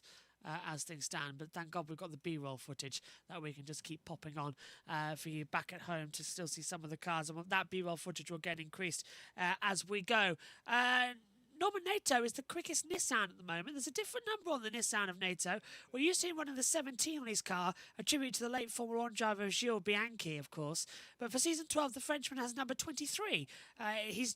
Now in Japanese, number 2 is NI, and 3 is San. And with Roland sporting the champion's number 1, Nato continues the nice little homage to the manufacturer, so runs number 23. Nato currently sits in 4th as he continues with Nissan after coming close to adding to his podium count last season. So, yeah, he's running the number 23 this year as well, so not the number 17, which was in honour of Gilles Bianchi. And Carl in the chat saying, curious about Porsche. The new Porsche CEO just pulled a massive public U-turn on EVs only a few days ago after they pulled out of WEC in favour of Formula E. No idea what they were thinking. I wonder if the Porsche Formula E team is sharpening their CVs. Yes, I'd say that's another angle to look at it. They're not looking 100% relieved, I can say that right now, because they've committed, though, as we said earlier on, they have committed to the next generation. But yeah, it would depend on where they want to go in the future, really. I think there's a risk. But Porsche are top at the moment with Pascal Wehrlein. 122.149. As you said, JT, 19,000 to Mortoa. Yeah. Closing in on what's going to be very strong. So, we have 1 hour, 22 minutes to go. If you want to get into our conversation, you can join the Discord on Formula E and get in the main bar on FEZ. And we will bring you in and you can talk whatever you like about Formula E, or even if you can tell us if you're having a baked bean sandwich for lunch or something ridiculous like that. You can just tell us and we'll have a chat about it. We've got all the week and we're here for you as well on Formula E Zone and JB Motorsports to provide you with all of the testing analysis and the interviews from Trackside. Obviously, with this being day 1 and morning 1, there isn't a lot of information out there, so that's why you're hearing a lot more from me, JT, up here in the booth, and Jack Giamano and Jack Pickering are Trackside for us in Valencia. Tomorrow, though, we'll have a couple of interviews, we'll have the press conferences, so we'll be able to repeat those throughout the day. So there'll be a lot of information for you to get your teeth into and get told about, which I think is glorious news, because it's what we need, isn't it? It's absolutely needed in this championship battle. JT, I do have another information for you. What do you think is going to be the biggest upset of this season of Formula E? Well, it's going to be a hard one because of all of the changes that we've had. Keep an eye on Citroen to see how they do. I don't think that'll be the biggest upset, though. But it is hard to tell with only us still in testing. I hope Porsche do well. I hope that everyone just gets round and doesn't have that many problems. That's such an open answer to That's open, yeah. Yeah. I don't know. I don't want to curse anyone. But you're going to curse someone, aren't you? But I'm going to go with I don't think Envision will be where they want to be. No, I'd agree with that one. I think Envision already they've struggled with Buemi this morning, and Joel Eriksson only 10 Grand Prix starts. That's just normal day 1 testing shenanigans. So I think we can all agree. Yeah, I think that's coming in. Yeah. So we are going to hold that back as well, and hopefully bring the boys in shortly as well for some information about what's happening down there. As they continue on with Nato still down in 6th position at the moment. He's just coming to the pit lane. 4 cars out on track. That's Nico Muller. And Lucas de Grassi's just got up into 10th place on a 1:23.718, so he has improved. Jose Marti has just come into the pits, so we're down to 3 cars now. That's going to be Muller, de Grassi and Joel Eriksson, who are circulating out there on the monitor. Actually, Eriksson and Muller are quite close together. De Grassi's at turn 3, so he's out of the zone at the moment, but other two are running quite close at the back half, so that's a little bit of a surprise. I didn't expect that to be of consideration, but yeah, it's getting good. It's getting good out here. As I'm hoping we might have some more information shortly as well from Formula E, trying to work out if they've actually put anything out on their social media channels yet that we can take a look at via Instagram or Twitter about this season coming in. 9 times out of 10 I bet they haven't. Oh, they put something on. Let's have a look. Testing times, information. They've actually put nothing. So I'm not really surprised there. That's a big shame coming into that one. But keep across our information and chats. We're live across JB Motorsports and Formula E Zone, so make sure you hit the subscribe button and turn on the notification bell. We're live for all of this week, all 5 days of pre-season testing, coming to you up here from the commentary box as well, and Trackside at Valencia.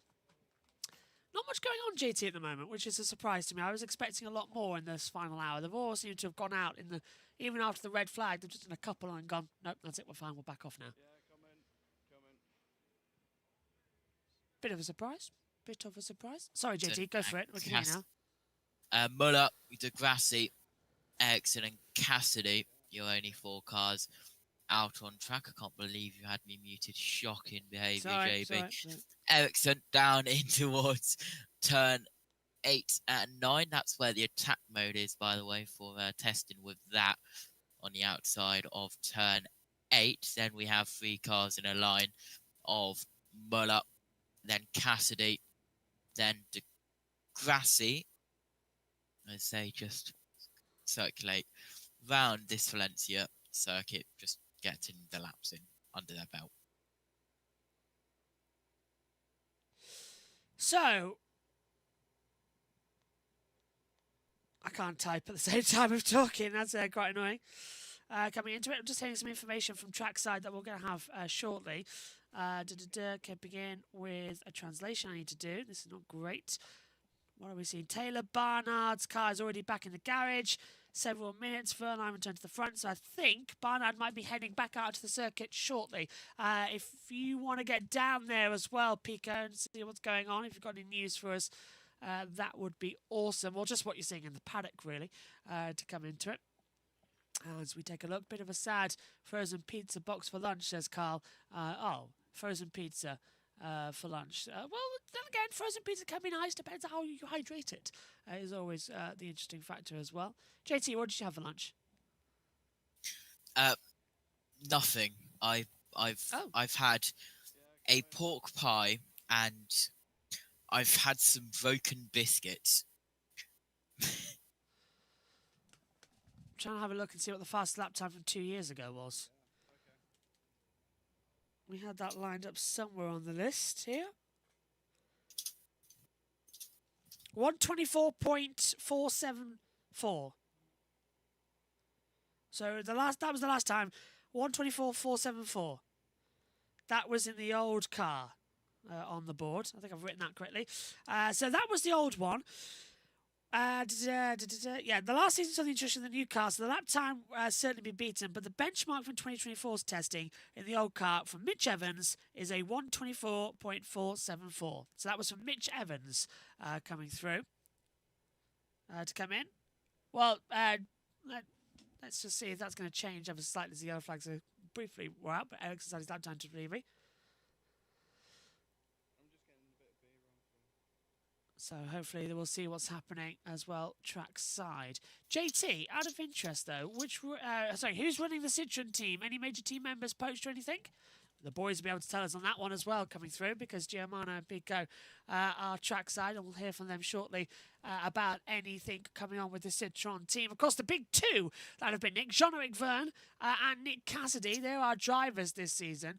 And Primeval says, isn't this the first time we are seeing the Evo cars here, though, due to the flood? Absolutely it is. So the last time we ran testing here was 2 years ago.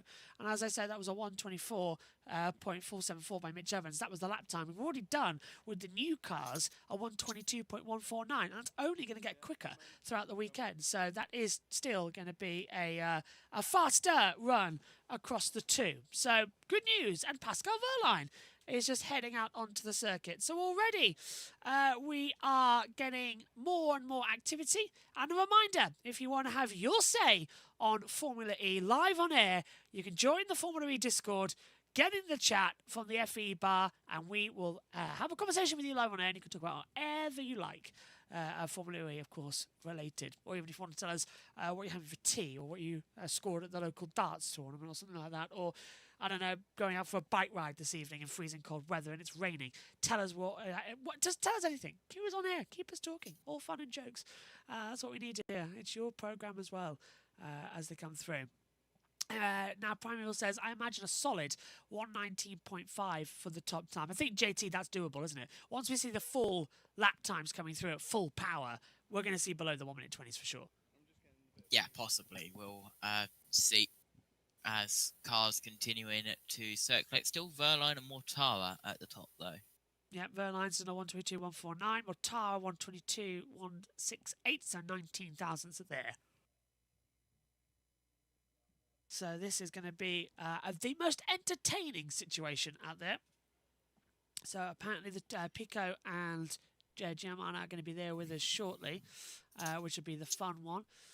We did tell you about the reshuffles that have come in. Some of the other ones, Antonio Felix da Costa departing Tag Heuer Porsche in favour of Jaguar TCS, pairing up with Mitch Evans, and replacing him at Porsche is Nico Muller, who made the move from Andretti, and will share a garage with Pascal Wehrlein for this season. So a little bit of a mooch around there that we've got to discuss throughout the weekend as well, as they will hold it all together.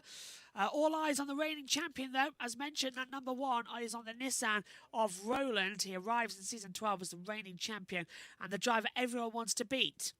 We've only ever had one successful title defence with Jean-Eric Verne, taking the titles in Season 4, in Season 3 and Season 4. And, he took the title. Oh yeah, Jeff took the title Season 4, defended it in Season 5. Critically, that was across eras as well. He was our last Gen 1 winner, and then he won the opener of Gen 2 as well. The Frenchman being the only repeat champion in Formula E history. But can Oliver Rowland do the same? JT, he was dominant last year, wasn't he, Ollie Rowland? And I see no note of that changing this year. He's a man on form.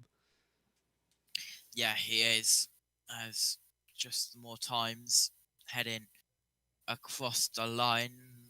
Ollie Rowland, what a season it was for him last season, in Season 11. I was going to say last year, but it's not last year, it's this year, isn't it? Because of how Formula E works with their 2025 to 2026 seasons. It's more December to August instead of March to October we see in other formulas. But we've got Wehrlein, Dennis, Muller, da Costa, Cassidy, Gunther and Maloney all out on track at the moment. You can see on the driver tracker alongside. Still coming through. We've got the boys back. Jack Giamana and Jack Pickering. Jack, how are you doing over there? What's happening in Valencia with an hour and 10 to go? It's quite quiet at the moment. Forgive me if I cut out a little bit because I feel like I don't know how strong the connection is. I'm currently outside. We're above the Lola pit garage. As I said, there isn't many cars out on track at the moment. We kind of had that brief scare earlier with Taylor Barnard. His car is obviously now recovered, and garage as one of the Andretti's just flies past the start finish straight. So yeah, not much happening now. We've kind of got into the mundane. Just we're round. We're just going around as a Porsche. Their Porsche livery does look interesting, but it's a shame it's just a test livery in it, and it'll probably be just the standard Porsche livery that we know and love by the time it actually goes out as one of the Porsches. I think Nico Muller just gone past me in the pit lane as he is heading. Is he heading out? He is heading out. No, he's not pulling in. Porsche right at the end. So Porsche, he's headed into the garage. He didn't just do a run through. Thought for a second, the way the pit lane's so spread out, you're like, he's going a long way. And then, oh no, he's turned right back in. So yeah, we're just kind of going through days. Not many stoppages, nothing to talk about apart from the Taylor Barnard one earlier. So it's been a fairly standard session so far, which I suppose is okay. Standard session so far as well. What's the reaction been of the media, my friend? Is it any people saying, oh, well, this is just not what we were expecting, or just saying it's the first day back at school, so everyone's just wiping away the sleep in their eyes? First day back at school. Look, I love talking about testing and the lap times that come with testing, but many people do not connect. These times, we're on a circuit, but it is the normal top ones that are at the front. So we've had Verline, obviously in session. Jake Dennis was up there a bit earlier. Eduardo Mortara. So Mahindra struggled at the beginning. Well, I didn't struggle. They didn't really go out for that first hour. It seemed like that was planned. And they've been, Mortara's up there in second, I believe, at the moment when I left the timing screens. So we're okay. So they're back on it. But it is kind of top contenders that we thought that would be at the front. Porsche, the Jaguars are there. You'd expect Dennis and Andretti to be there and so forth. So it's just like keeping an eye on all the other drivers, just see again on. JT, what have you got for us? Well, I hope Giovanna's still there. Just seems like he dropped out of connection there. Oh, he has returned. Can you hear me? Yes, we yes, can. hello, welcome back, Giovanna. We were just gonna jump to chat real quick. Where did we get up to? I'm very excited to see Pepe Marti in the Kiro team. What a whirlwind of a time that team has had. Tictum's 2 podiums, 1 being a win, is a strong move in the right direction for them. Oh yeah, for sure. As we said earlier when we saw Pepe Marti, before we were supposed to interview him, unfortunately it's been pushed back to Wednesday. But he looked quite excited and he put in some good time earlier in the session. I don't exactly know where he's fallen down to now, but 15th. at the start he looked okay. 50, which is about right. You have to remember they're running an old powertrain, but at the moment, for this today, for sure, just about experience of Pepe Marti. He doesn't want, don't want to crash the car, don't want to end up in the gravel trap, don't want the car to stop at you. Just want to run the program. But, it's not been a problem. We've just lost Pico and Giamana over there in Valencia with the signal going slightly out of whack. So we'll get back to them shortly as well. Hopefully they'll be back soon. Candy's also asking, though, prediction of who's going to be the driver's champion. Now, that's very early to come into it. But I suppose, JT, we've got a bit more data with the cars being the same as last year. Who do you think is going to be champion? You're asking me hold on. You're asking me who's going to be the driver's champion, not even 2 hours into the first day of pre-season testing of day 1. Okay. If I had to pick anyone, I'm going to say keep an eye on Roland Verline. The usual suspects with maybe a couple ones that you wouldn't expect up there. Of course I'm going to throw you under the bus. That's exactly what we do here. I mean, yeah. Yeah. Pico and Giamana. Giamana first. What about you? Who's going to be champion this year? Just me at the moment. Pico's inside, but hopefully you can hear me again. Sorry about that. I can hear you. I don't know. Roland's got to be up there, right? He's the defending champion. His Sen haven't done too much today in terms of lining up the timing screens, but that doesn't mean they won't come Sao Paulo. It's very early to tell. You'd expecting a fight back from Porsche, right? You can't put Pascal Verline. To be honest with you, I don't. Is it really? I don't put Nico Muller in the conversation. Unfortunately, I think Nico Muller is the Giancarlo Visicala of the Fernando Alonso. I think he's just their very solid number 2 driver.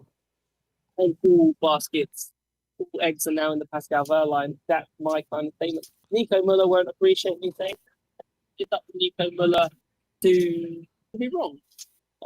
And Nico Muller could do that. I've got to give him a chance in this season. And it's only been day one, session one, so I can't even read his lap runs too much into it. But that's a driver I'm really looking forward to seeing rise to the challenge.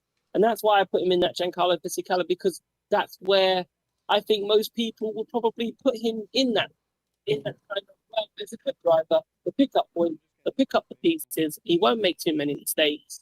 And he'll get points proportion. And Pascal Verland's going to be the one that, all right, you go and you fight for the championship. But as I said, Nico Muller could put it wrong, and you can't write off Evans and Da Costa, and they're up there at the moment. So it's still a lot. Obviously, it's ridiculous talking about the championship at the minute, but anything can happen. You're expecting the same contenders as we've had last year. Well, Pepe Marti, better known as Jose Maria Marti, better known as Pepe, lines up for Cooper Car alongside Dixon in season 12. A race winner in Formula 2. He's the only true rookie on the grid in season 12. So much so that these are his first laps in the Gen 3 Evo, but he's making them at home in Spain. The fifth driver from that country to race in Formula E. Currently sits in 50s behind the reigning champion. What do you make then of Pepe Marti coming in, Giamana? What is he going to be one for the watch out? Could he really be a champion? I really wish I'd spoken to him only because then I would have had a better gauge of what his sort of expectations are. But we'll get to that on Wednesday. Well, maybe Thursday, because we don't speak to him until because the session. But it was a shock, right? So I think, no one was expecting him to be in that car. Everyone was expecting Jake Hughes or Stoffel Van Dorn to be lining up. Someone with experience, someone that could help the team. They're not going to have a stronger powertrain. But as I said earlier today, I said that it's a pressure off season, right? You know that you've got a slow car. You've got a year to learn the systems, learn about Formula E, learn about energy management in preparation for Gen 4. And I think if there was a perfect time to throw a rookie into a seat in Formula E, now is the time to put a rookie in Formula E, because the pressure's off. You go, right, give you a 2-year contract, maybe with a break clause just in case you are terrible, but a 2-year contract, make sure you X, Y, and Z, learn this, do this, and develop your skills ready for the Gen 4 era. So I think actually Kiro, and you have to remember, they will have a brand new Gen 4 powertrain, not a year-old powertrain, because you can't have a year-old powertrain. And you never know, if he takes to it like duck to water, is as quick as the likes of, we saw the youngsters like Taylor Barnard, then all of a sudden, in that Ford powertrain, if it is as quick as people say it might be or it should be, he could be challenging for podiums and wins potentially. I think he could be, JT. We've seen him in Formula 2 and Formula 3, how quick he can be. He takes to new series like a duck to water, as Pico's been saying. But is he ready for an electric challenge? Do you reckon he was quick in Formula 2? To go here, it's quite the risk to take, not staying on the path that he would have ended up in Formula 1. It is, but I think with the situation that Formula 2 and Formula 1 is with the junior drivers up to F1, I think it was a good move for Pepe Marti.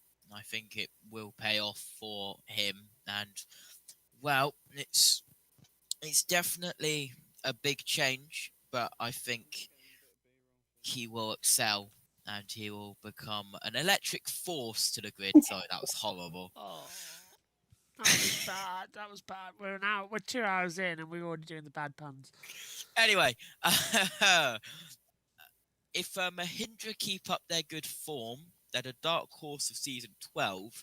But I think Jag have the most reliable driver lineup. That is about us talking about champions. Yeah. All that. Yeah, I don't think Mahindra will be anywhere near the championship. It's all about progression, and this is actually a big year for Mahindra, because it's a team that we've worked quite closely with, and Frederick Bertram, we've had the opportunity to interview him a lot, and really and truly, what they did last season was probably what they were expecting for this season. So, them finishing fourth last season, they're ahead of schedule, right? And obviously, now it's kind of developing now. And what he said to us was they have to learn how to win. If you go back to Jakarta and things like that, where they didn't win those races, it's about learning to win for them this season. So if they do learn how to win races, then yeah, for sure, right? They've got to learn that, and that's a specific skill. You might just think, oh, build a fast car, you're going to win. Not about that. They've gone through this process methodically, starting from the back, learning, getting the right technical engineers in, getting the right people on board, and then getting the right drivers on board with Mortara and the breed, and then building. And we're into their final year of that contract now with the Breed and Mortara. So, but at this moment, if you're the Breed and Mortara, if we have another solid year, right, then you're looking at, okay, do we stay for Gen 4? And we believe in what Frederick is talking about, and we believe in what he's saying. The only caveat is, are they going to be a customer team? And if they are, who? Or are they going to commit to Gen 4 and build their own power team? Which I think, well, I'm not going to be the strategic person for Mahindra here, but if they believe in what Frederick's doing, then surely commit to Gen 4 and you say, well done, you've got us from being basically last place to fourth in the championship, and then let's say this season they consolidate their fourth or fifth again. Right, all right, you can build a Gen 4, but at the same time it's money. So if they don't have the money for the Gen 4 to build it, because obviously all these regulation changes are built fast. That means one thing, more money is going to be spent, right? So do Mahindra have the money to go chasing the likes of Jaguar or, Nissan with the Lantis? Do they have the funds to go do that? That's the question. I know they are a big force in India, right? And I know they have a lot of, and brilliant, and it's been brilliant to see loads of chats and loads of Mahindra fans in chat. And it'd be interesting to see, okay, are they going to take the fight to Jaguar? And, I always thought an interesting question was to Anand Mahindra, that's the owner. And unfortunately, I didn't know he was going to be there, but I would have said, I said it feel bad guilt after season 2 and season 3. Is this a way of Mahindra bringing, it's not a name that we've heard in the European market in terms of cars. No one's going out thinking, I'm going to buy a Mahindra today. Yeah. Right? And is that to try and get the Mahindra name with it to the European market? And if that's something that they believe in and that they want to do, then you build a Gen 4 powertrain and you go racing. If that's not something they want to do and they don't think, we like the racing, we've got the backing, we've got the fans, we're just going to go racing, a bit more, for ourselves. For that, it really and truly it depends on the values and where they want to go. But it's an interesting question. Coming like this week, and I'm sure I will see Fred this week at some point in time. I asked him. It's a bit hard now because it's different to F1. It's not like we're allowed to go down into the pit lane. Yeah. Or you can go maybe around the back of the garage. But if Fred's in the garage, working as he should be, you can't just wait or just signal or grab him. He's never going to see you. So if we get a chance, we'll have a look and see if we can explore. Because I think as I said, what's been brilliant with this live show so far is the amount of support Mahindra have had. And then we can go out there and we can ask those questions for you and get those answers in future shows. Do you reckon also that we're going to be witnessing a big change in Formula E over the next 12 months as well, with Gen 4 coming in? Are we going to see the same order or a different pecking order? Because that's the one thing that the viewers want to know. Are we going to see somebody new being at the top? I think you have to. I think it's well. It depends on the people at the top, right? It's really close, right? So if you're think Citroen are going to be at the top, no. Yeah. Because I don't think it's going to be that drastic. right? And I'll be shocked if you're kind of seeing now. Can Andretti, for example, obviously Jake Dennis running a bit well earlier today. Can they go forward? Can they challenge Porsche? Obviously, they've got the same powertrain, so can they improve their software and maybe go a bit better? Can Envision out of nowhere, improve their Jaguar powertrain? We saw how strong the Jaguar powertrain was towards the end of last season. If Envision can unlock that like they did with when they won the championship, then okay, can they do better? So you're mainly looking at the custom teams because you're going to expect the manufactured teams to kind of stay put. You're expecting Nissan and Oliver Rowland to do well. You're expecting Porsche to do well, and you're expecting Jaguar.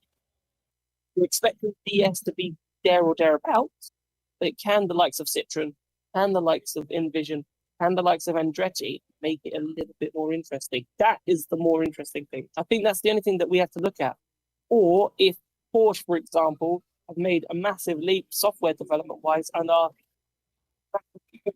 Nissan over this weekend, then you're like, okay, problem for Nissan potentially. But until we get to Sao Paulo, we'll never quite know for sure because, Maximilian Gumpfer, famously top 5 out of the 6 sessions pre-season testing, but was nowhere near the championship that season.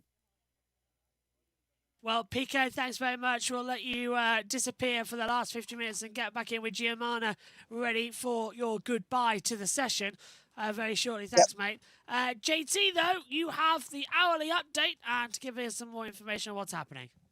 Yeah, we are over 2 hours into this first session and we are into the final hour of the first day of testing here at Valencia. We had Taylor Barnard off into the gravel at turn 12, which caused the first red flag of testing. That was an 8-minute red flag. Sebastian Remy finally got back out on track after missing the first half of the session due to braking issues. And your standings look like this, with the top 12 within a second of each other. It's Pascal Wehrlein at the top with a 122.149. Mortara is only 19 thousandths behind with a 122.168. Jake Dennis in third in the 27 Andretti is a 122.309. Da Costa 122.325. Nick Cassidy 122.393. Vern is just under 3 tenths behind from Wehrlein with a 122.436. Nick De Vries 19 thousandths behind Vern with a 122.455. Then it's Nico Muller with a 122.534.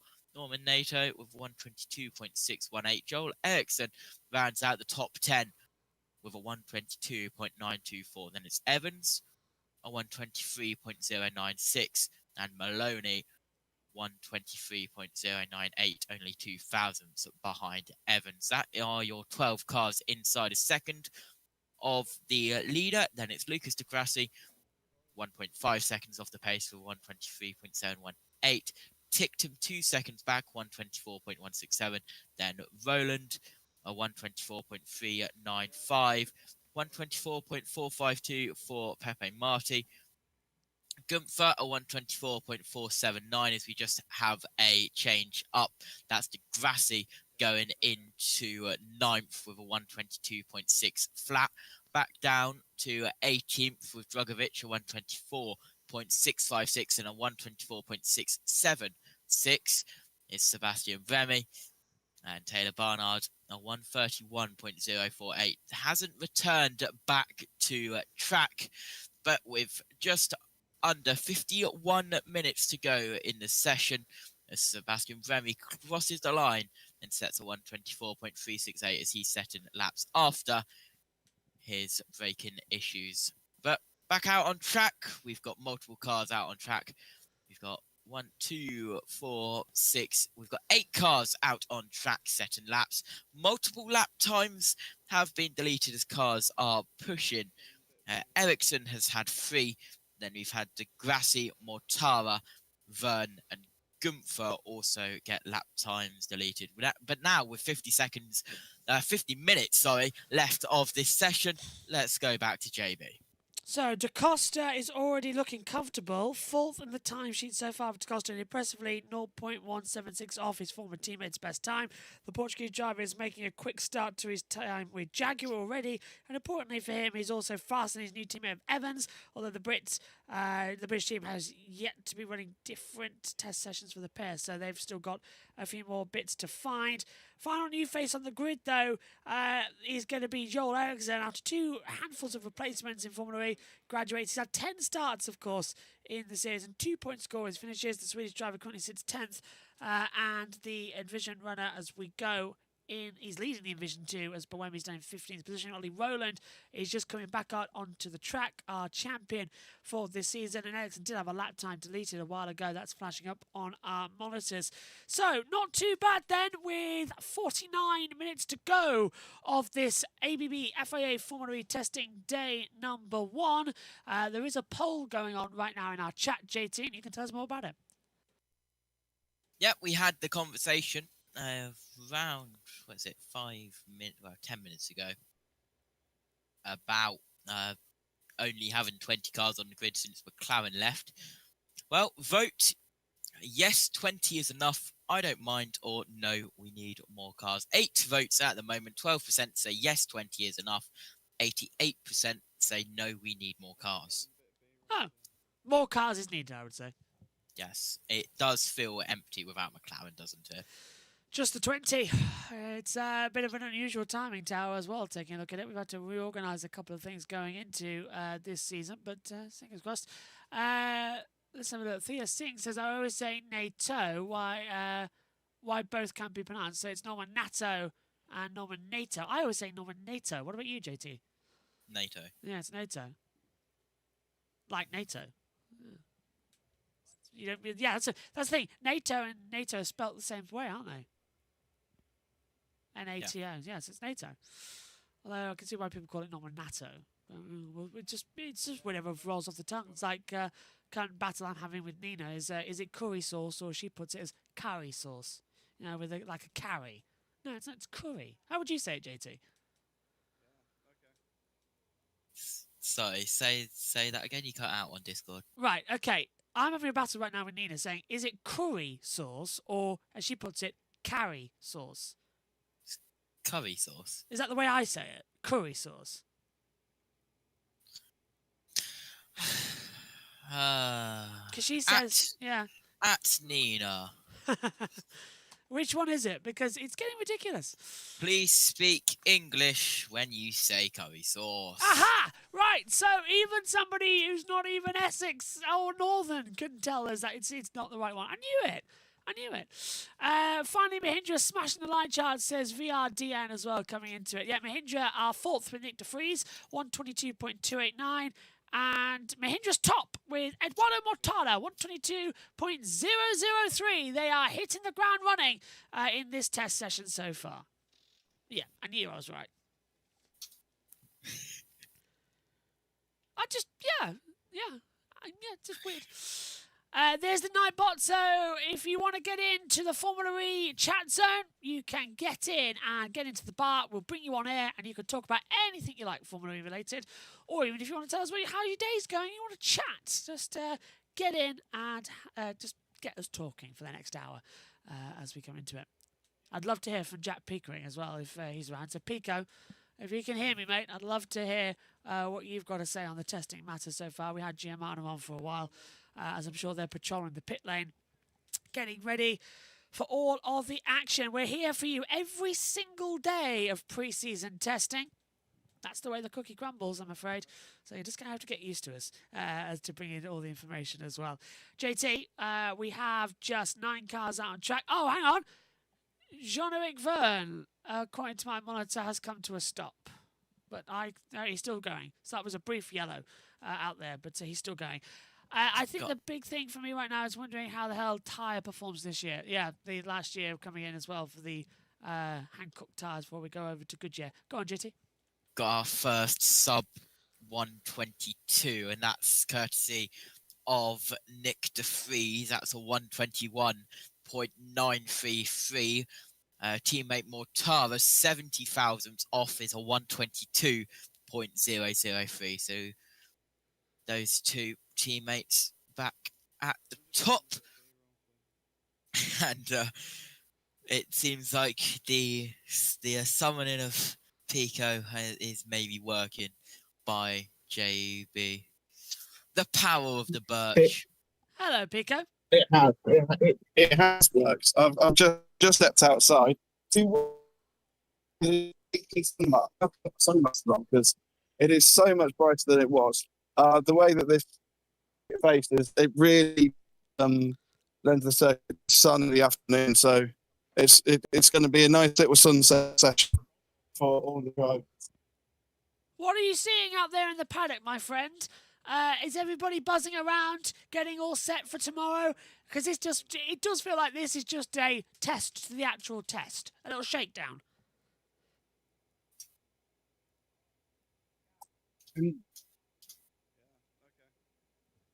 Saying that, we've lost him.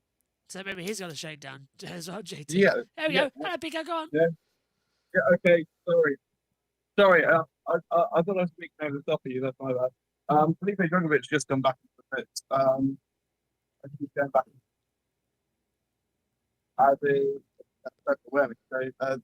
Yeah, they got Wemmy back out and everything, which is good because even though you get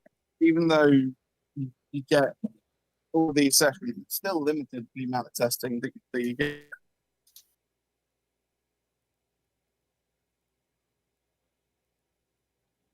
Yeah, we can hear you. We can hear you just about, Pico. Okay. It's coming in and out. Sorry, mate, on that one. Any news on Barnard and his car at the moment? Not that I've heard of yet. Probably out of the session if we haven't heard anything about that. But I'm ready to say that. We'll have to see. His signal's getting a little bit worse out there. Thanks, Pico. We'll catch up with you at the end of the day.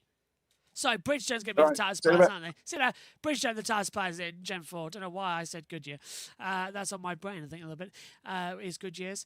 JT, though, with it coming in, what do you think of Bridgestone coming in as a tyre supplier for Gen 4? That's going to make it a little bit more energetic, I feel. Yep, it's going to be interesting and another change, of course. So the teams will have to get used to that. Currently out on circuit, we've got Dennis, Da Costa, Vern, Muller, Nato, Roland, and Pepe Marti all circulated. Coming across the line at the moment is Da Costa, and it looks like Dennis has just activated attack mode as he heads through the final chicane. Over the line he comes then, and the lap time will be 1:22.309 was the last lap time. It's the best one. So what's his last lap time coming through? It's not really good. 20-minute point 2302 is the last lap time, so not really competitive at that front as well. You can see that on your boards on the monitors as well. It shows you the last sector times and the last times together out there as well.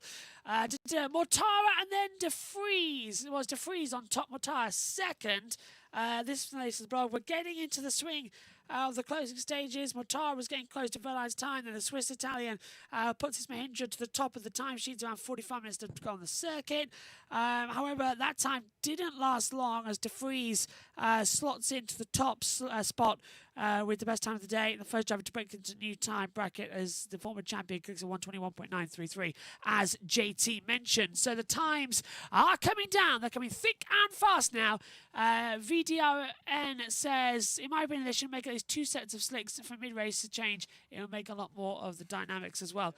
Yeah, I think everybody kind of wants to see some changes next year, JT, don't they? They want to see tyres that they can race on because the wet tyres for Hancocks have just been abysmal.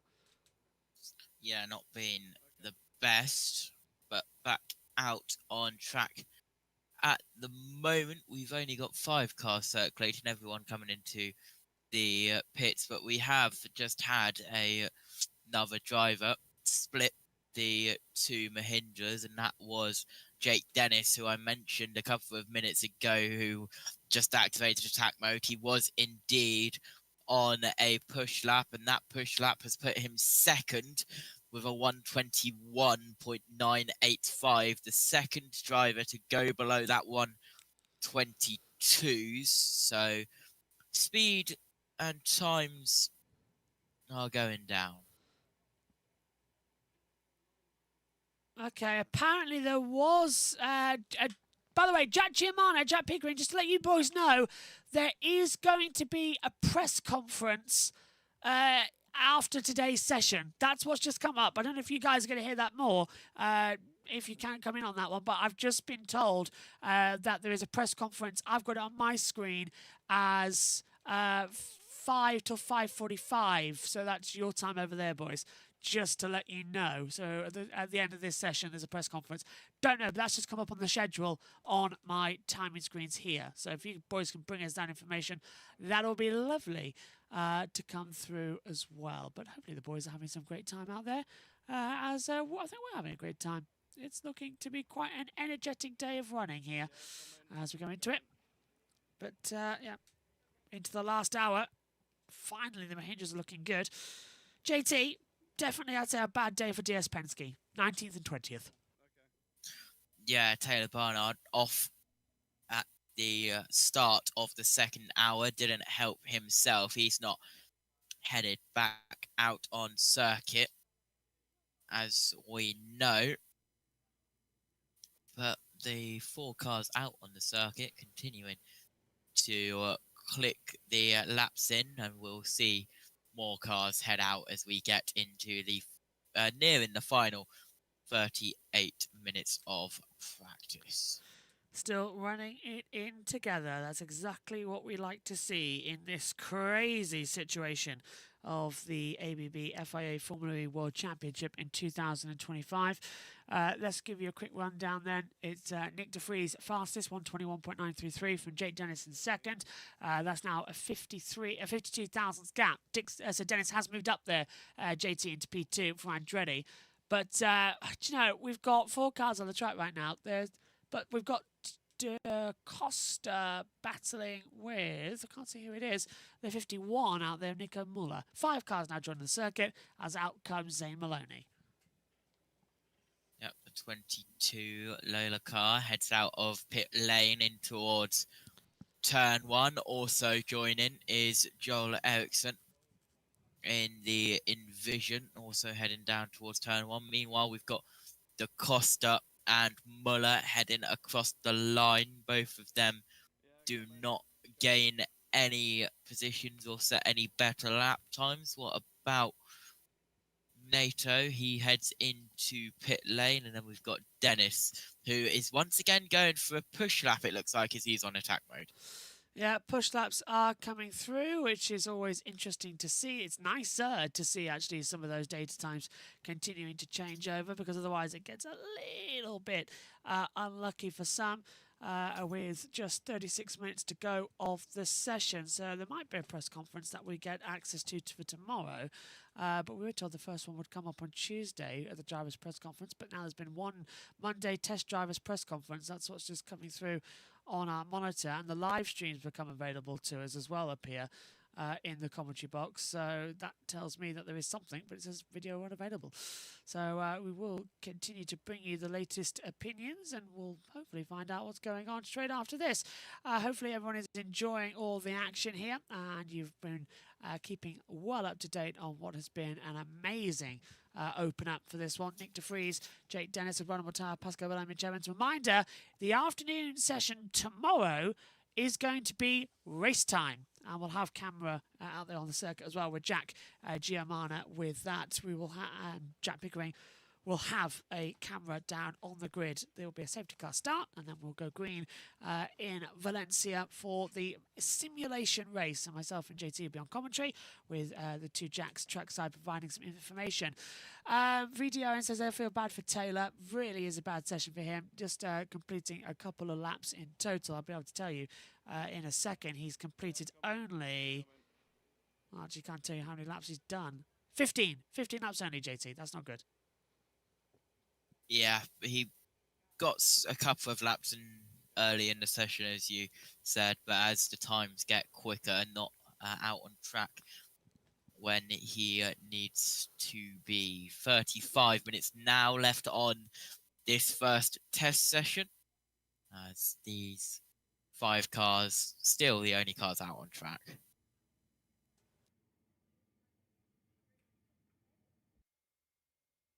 So let's just see how long we're going to have with this one. Dennis, his first sector was a 39.473. The fastest we've seen from De Vries is a 27.649. So we're very much on long run simulations at the moment. They're not going to be pushing exponentially for all of the pressure.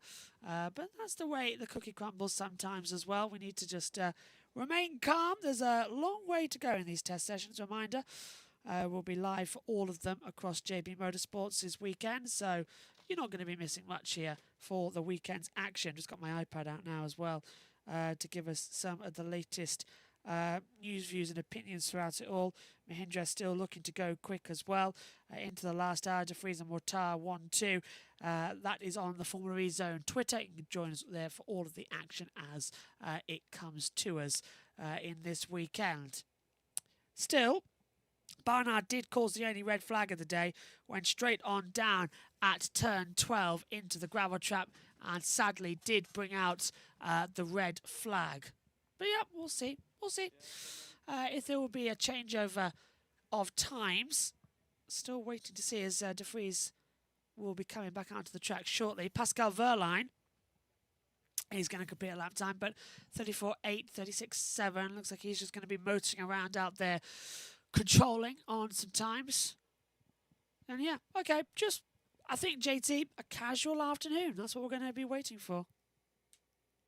Yep, now only the 4 cars, but now Wehrlein heads back out. So it's Ericsson, Maloney, Muller, Wehrlein and Dennis, who is once again on attack mode. Jake Dennis wanting to get the fast laps in the closing moments of this session. As Ericsson now heads out the final chicane down towards the cross the line, doesn't move anywhere, does that 14 car. Zane Maloney next to come across the line. Exit the final chicane now. And over the line, and Maloney's lap time is not available to what is it? 1:25. Keep an eye on Jake Dennis though. Yeah, looking good, isn't he? 27.9 first sector, 29.7 second sector. He's a little bit faster than De Vries. So where is Jake? He's over the line now. Does Dennis improve on a time? It's a 1:22.949. Still a max, just a little bit of a fraction off there, JT. Yeah, he was going for it, but he lost a bit of time in sector 1. Was like 3,000 quicker in sector 2.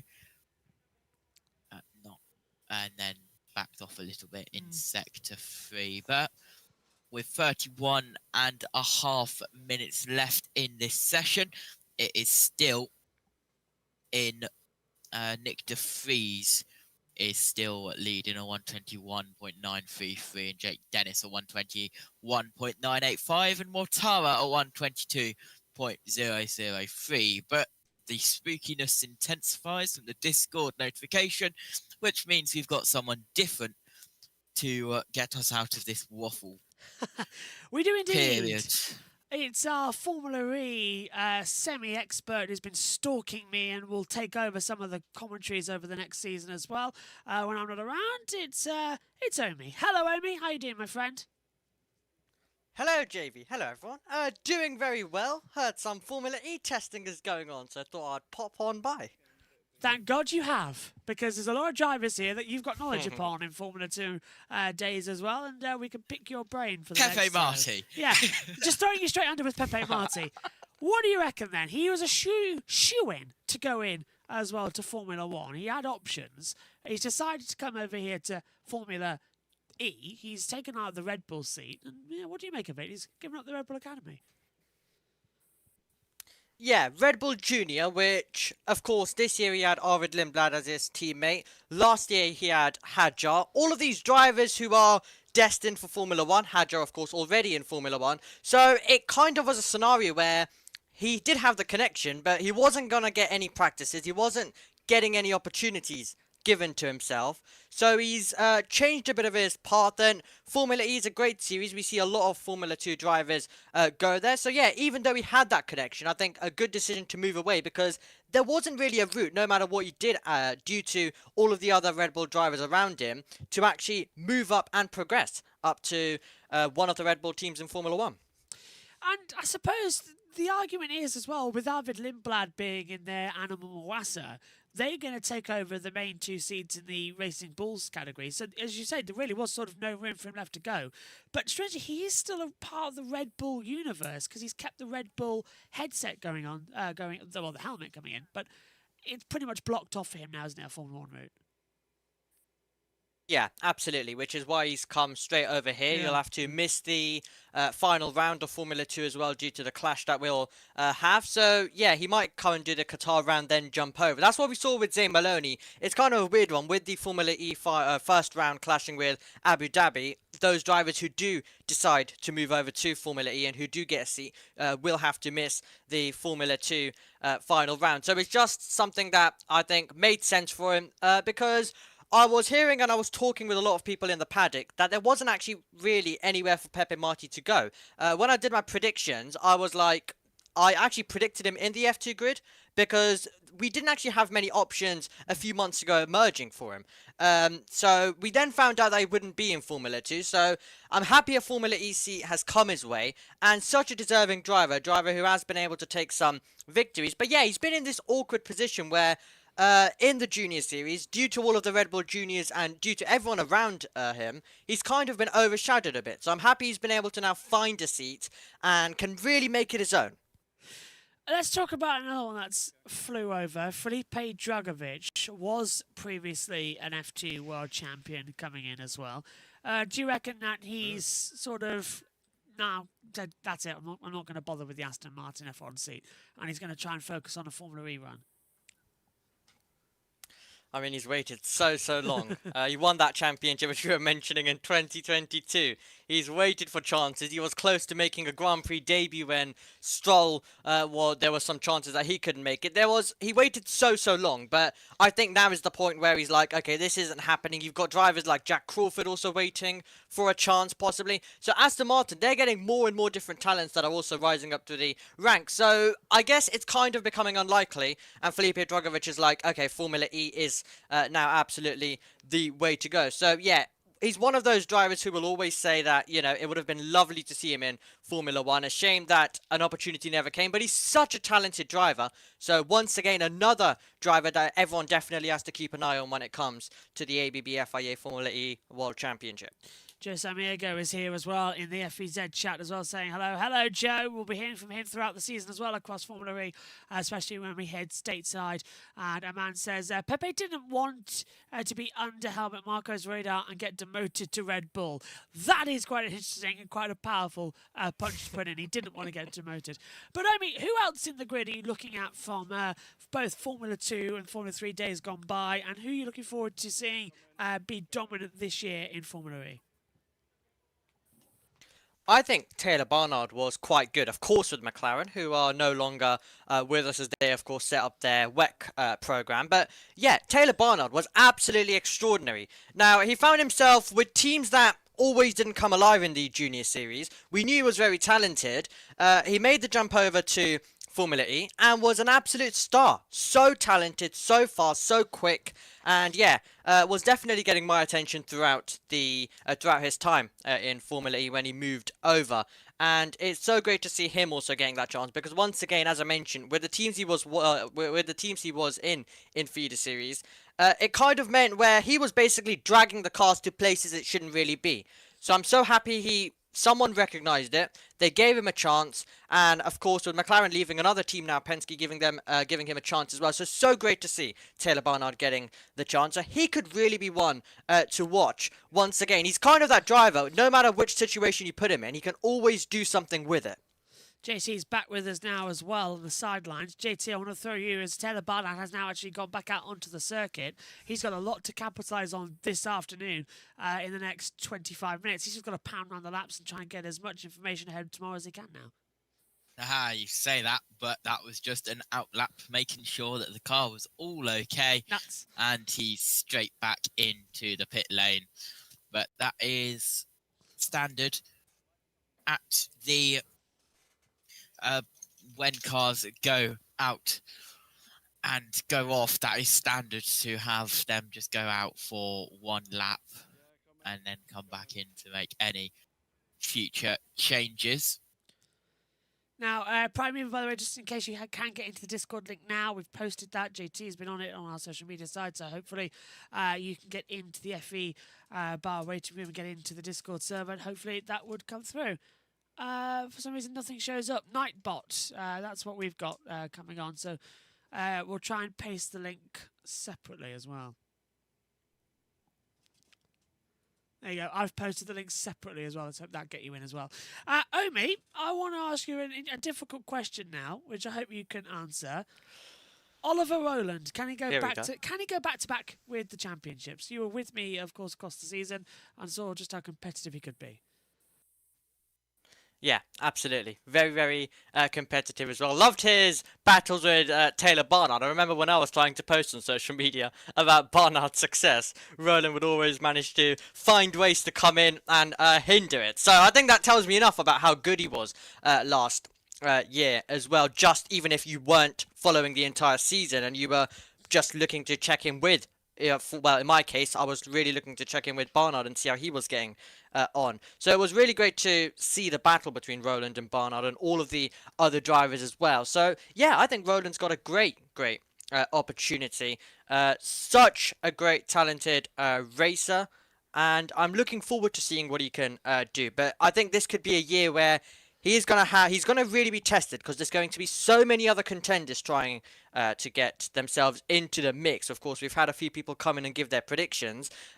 We've had lots of people predicting that there'll be multiple drivers in the fight for the title heading till the end of the season. So it's gonna be a hard challenge for Roland, but one he can absolutely tackle.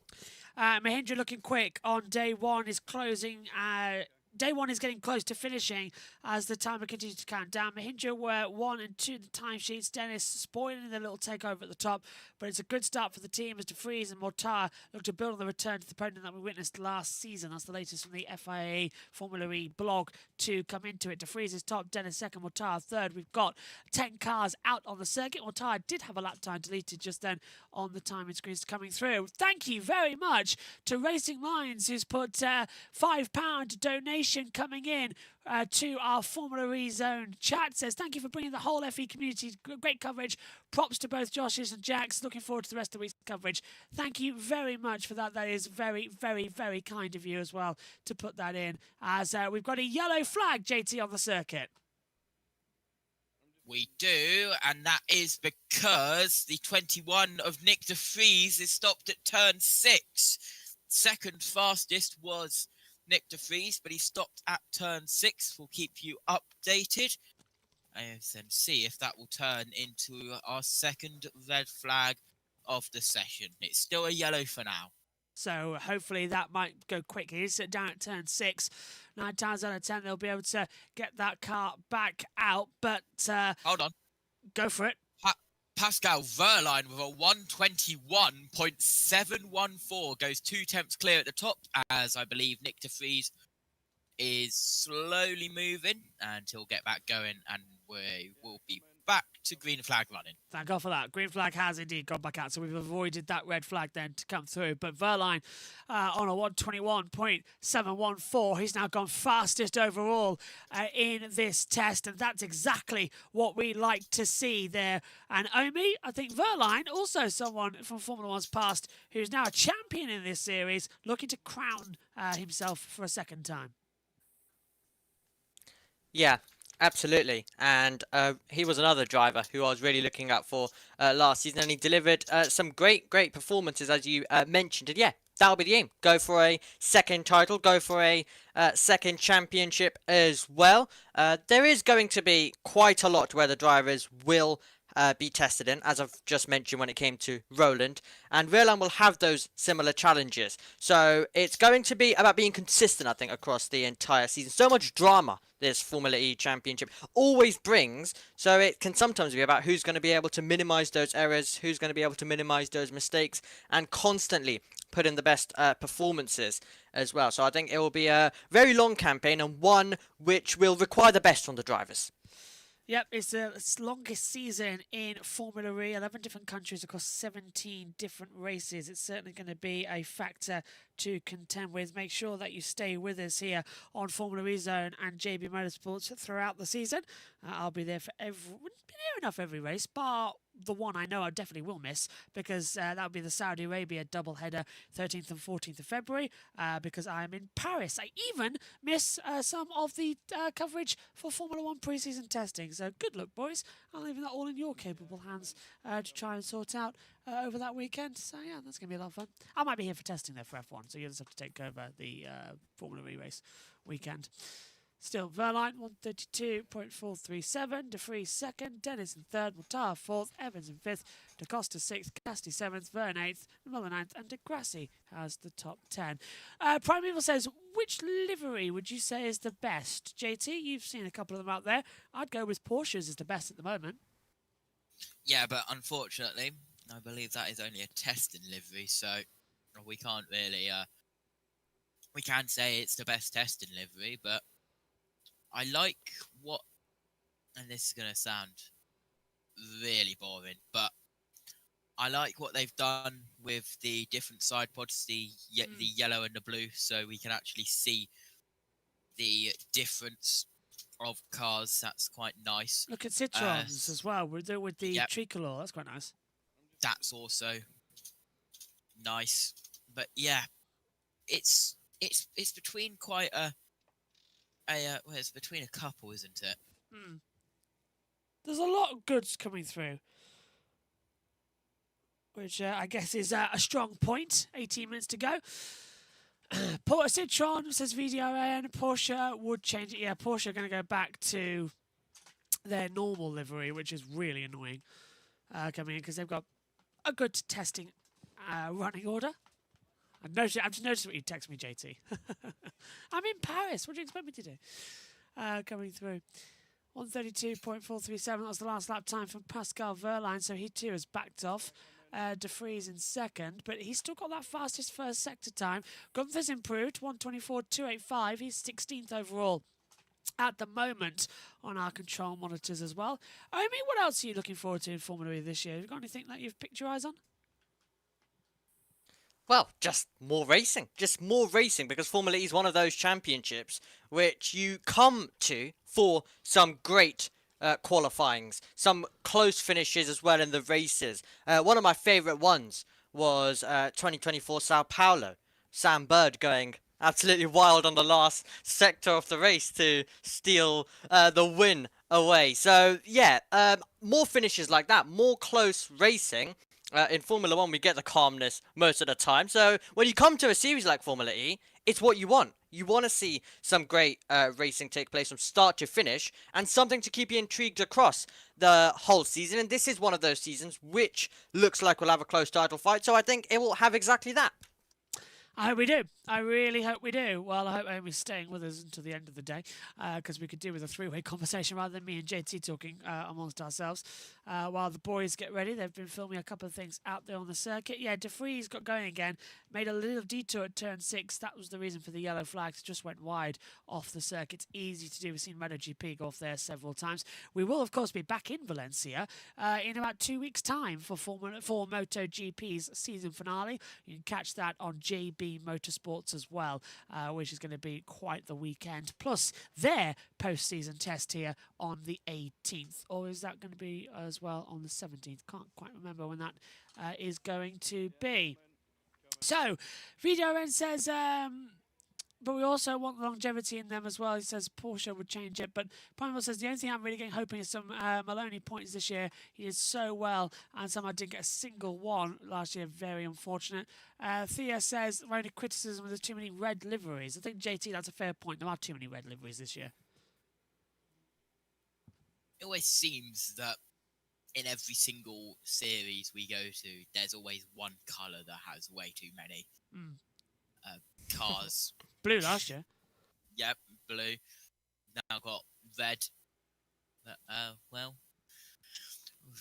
just with blue and red, just put some police lights on top of them and you'll be all right. Ninos. That's what, yeah, get the Ninos out there.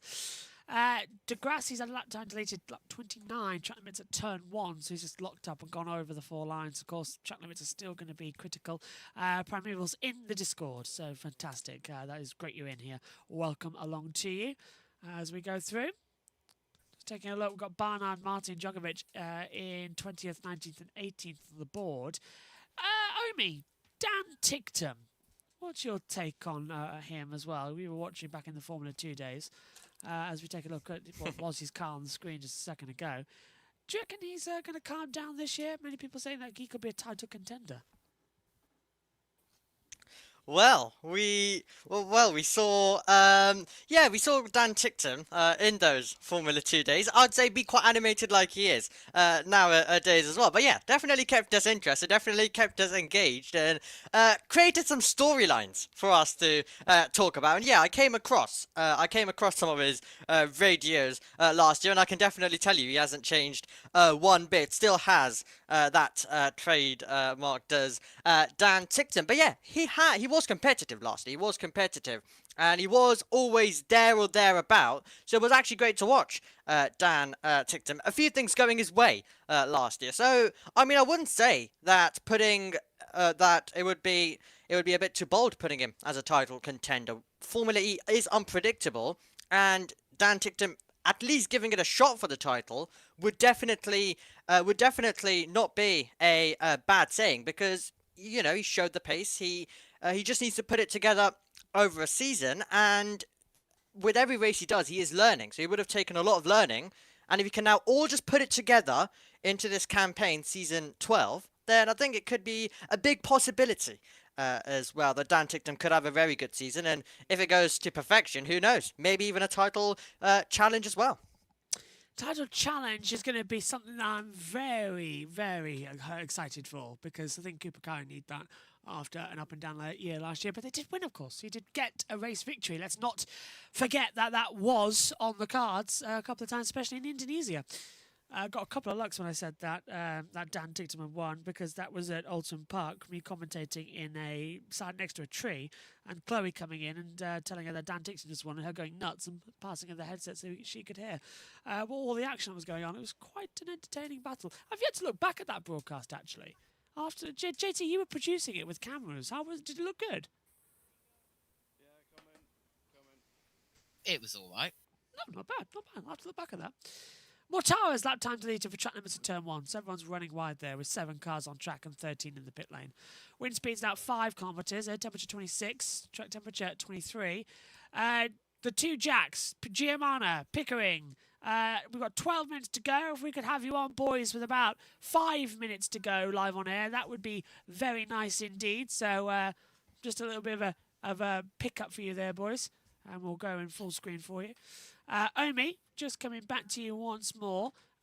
What do you think about Antonio Felix da Costa leaving Porsche, joining Jaguar? When you've been in the commentary box, you know he's had a terrible couple of years. Keep getting penalties, keeps getting disqualified and all that. Like he's left now. He's joined a new team with Jaguar. But is he going to be number 2, or is he going to be a back up there being title contender to try and get a second title? Who knows? It's definitely going to be fascinating to see how it is going to play out. It does happen from time to time. Some bad luck and just some annoyances start to creep in for drivers as well. So it's all about how you fight back and how you come back. And I'm sure he's a driver who's going to be able to do that and just be able to kind of come past it, start fresh, go again, and hope season 12 just goes a little bit better. What about you, JT? What do you think? You might go. Hello? Might have lost JT's microphone there to come into it. But Da Costa needs to make the move on it mostly for himself, as he wasn't happy at Porsche, says Primeval. Yeah, he wasn't happy at Porsche. Too many times there was directives and buzzwords and overtakes coming through on that front, so never been even more good at the moment. Verline now leads. We are getting to the final stages. Verline's found some more pace as he goes back to the top of the timesheet. The German taking the Porsche around with a 1:24.714. Huge advantage of over 2/10 to De Vries on the best lap times as well. So I think, Omi, as well, Verline's got this day one in the bag, which is exactly what he needed to do before we go in to tomorrow's 2 sessions. And, of course, a dummy race on the afternoon. Absolutely, absolutely. And yeah, great lap time from Verline, so he's definitely got that one all settled. I want to quickly go back to Zane Maloney as well. One thing I always noticed across his feeder series racing career, that it wasn't always the quickest start for him. And the Formula 3 season, 2022 this was, to be specific, he won the last 3 feature races in a row. So I noticed that he would always come alive at the end of seasons. We got to Formula 2, and then, yeah, it was an okay first season, just, you know, an average one. Second season, starts off the campaign by winning the races, by winning and doing the double. As well to start the season, and you know, he was in the top 5 in the championship. He had to miss the final round, as I mentioned, to come over to Formula E. But one thing I've always noticed with Maloney is he can be very competitive after a bit of learning. So he's one of those drivers who can take a bit of extra time to learn and get up to grips with things, and then go further on the charge and become a little bit more of a polished driver, I think, further into his career with that series. So what we had earlier on in the chat regarding Maloney and hopefully getting a single point, absolutely. And I wouldn't be surprised if it's beyond that as well, because that is how talented he is as well, the boy from Barbados. And I've waited a year to say that phrase once again. So apologies, everybody. I know everyone doesn't like to hear it too much, but I had to get that in. I've waited a whole year now. He's not been in any of my commentaries since the F2 days. I'll let him know. Jack Giamana and Jack Pickering are with us now as well, boys. Hello, what are you making of all the day one action? Hello. The lap times have been pretty impressive, I think. I hope again you can hear us. We're in the media centre at the moment. And we've got the microphone in the middle between both of us.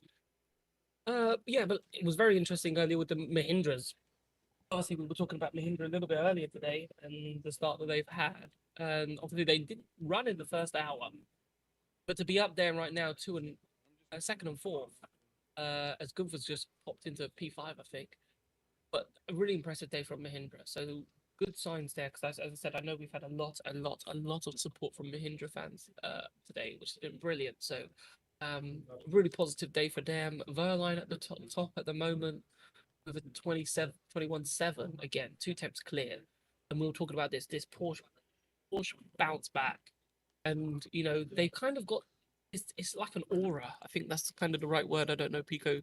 Like an aura about Porsche. You expect them to be up there, but they haven't. They've kind of crumbled and they've struggled, and they got the championship with Verline, but then it's like defending it was a bit awkward. Like they could have won it before they won it with Verline, and 2 attempts at this stage. I know it's very early, but you just feel like, oh, Porsche always going to be there. Yeah, exactly. I think that's the one thing that we do need to remember. It is day one. But it's of that testing. aura. They just feel that Porsche to be there. Well, yeah, but like, look at Max Gunther. He used to be a testing merchant. Yeah. He used to be incredible at testing, and then when it came to the actual races, he'd be there or thereabout, but he wouldn't be fighting for the wins. Yeah, I know. I mentioned that season earlier in the day because I went good for championship, and still to this day, right? I'm every testing good for championship Every year. Every year. 1 year it might come true.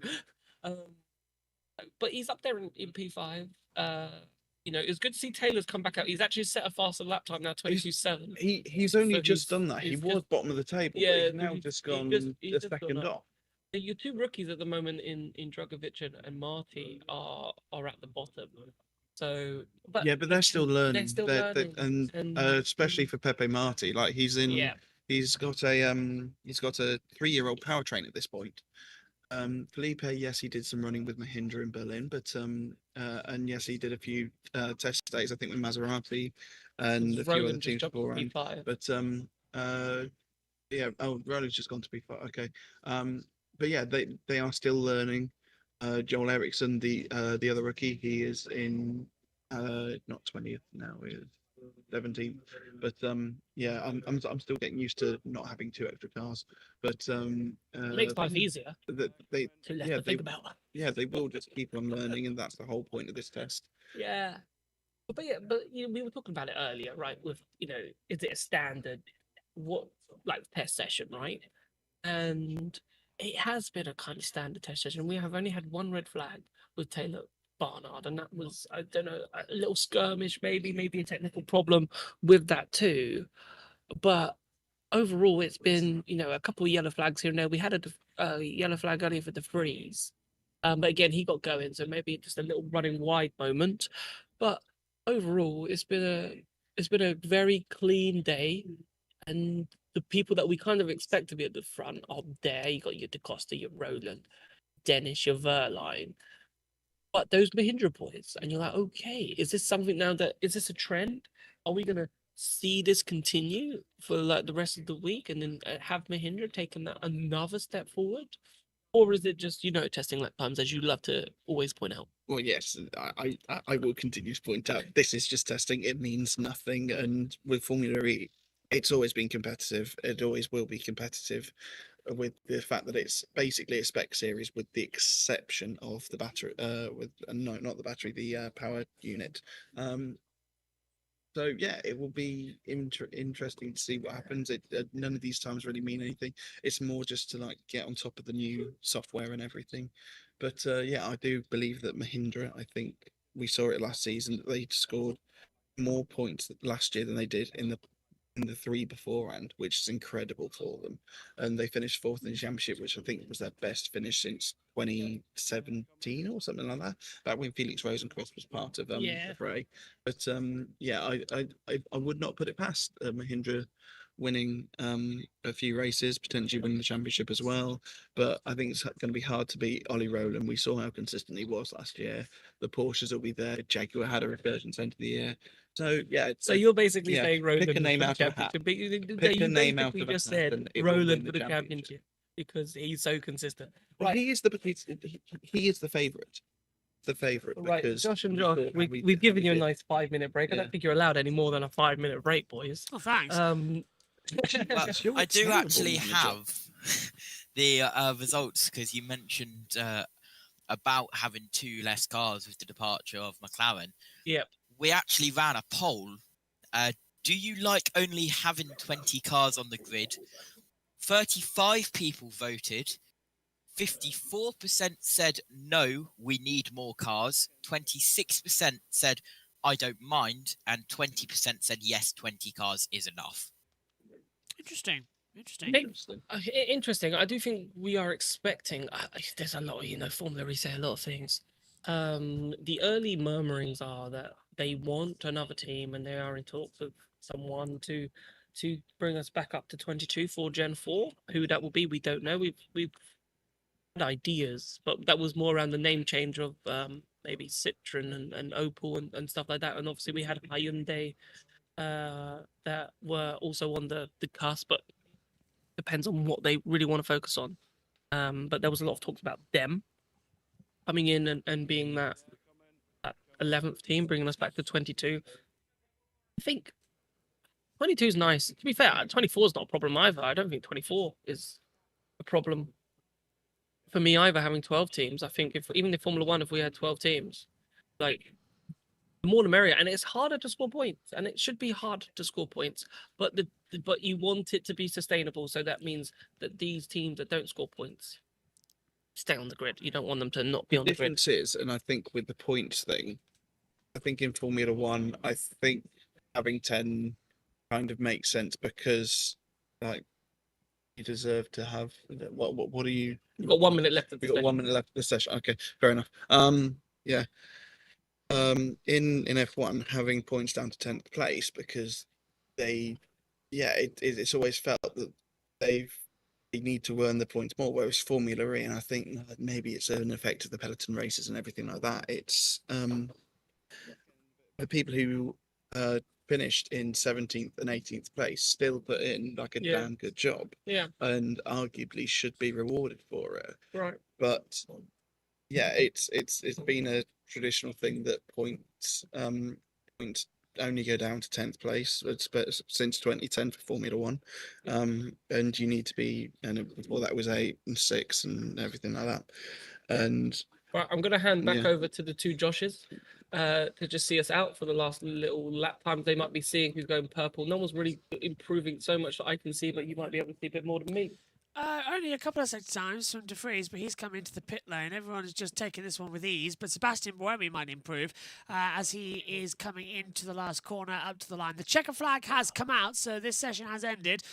Over the line will come Sebastian Buemi, and he moves up into 11th place, a 1:22.462. Gunther's gone up there. Muller's gone into 12th, and that's only the real orders as everyone's now going to take that checker flag lap time. So day one has concluded here for the ABB FIA Formula World Championship testing, and that is going to be an interesting one to come across. Boys, just bringing it back to you, Primeval's put as well, even when the car even when the car isn't great, he gets the car right up there, even with the Dream and a Miracle. That's about Gunther, arguably has the best one-lap pace in the grid. WY Pout 49 has put Hyundai would be a great manufacturer to have on board, and Primeval's put bring in the Genesis brand. So what do you think, boys over there, the two Jacks? Hyundai coming in as a manufacturer? It's definitely being talked about. It's definitely something that's on their radar. It's been one of the Paddock whispers for a while now, going into last season. Whether or not it's come true, because even. I suppose there's always been teams that have been linked with Formula E, and it doesn't happen. So, Hyundai are another one, but the talks seem to be fairly solid. Will it happen? I don't know, because I know them also with the World Endurance Championship. I think they're doing something there, Hyundai. I think they've got is Genesis as the project. The Genesis brand. They're doing. Sorry, we're looking out the window just in case someone's slowing down, but it looks like maybe a practice start or something. That's it. So yeah, it's at an early stage at this precise moment, and it's just interesting to see what happens and how that story develops of the year. If that story goes cold between now and the end of the year, then it might not happen, but it'll be interesting to see if that story ramps up. We did know we had a 30-second delay into Lancashire last year, but not now. That's only because we are live with them trackside. The TV pictures at the moment. We'll see how that gets to when we get later on in the year. But telemetry looks like it's We will be ahead because we see it exactly as it happens. And then obviously there's a stream delay. Yeah. So, and there is a delay. So, even on the is what it is. Unfortunately, I can't do too much about that. But yeah, overall good session. Everyone is back into not everyone. People still circling. I'm sorry. I saw the C's for everyone's back in the pit lane, but they're not. 7 out there on the circuit at the moment. It says.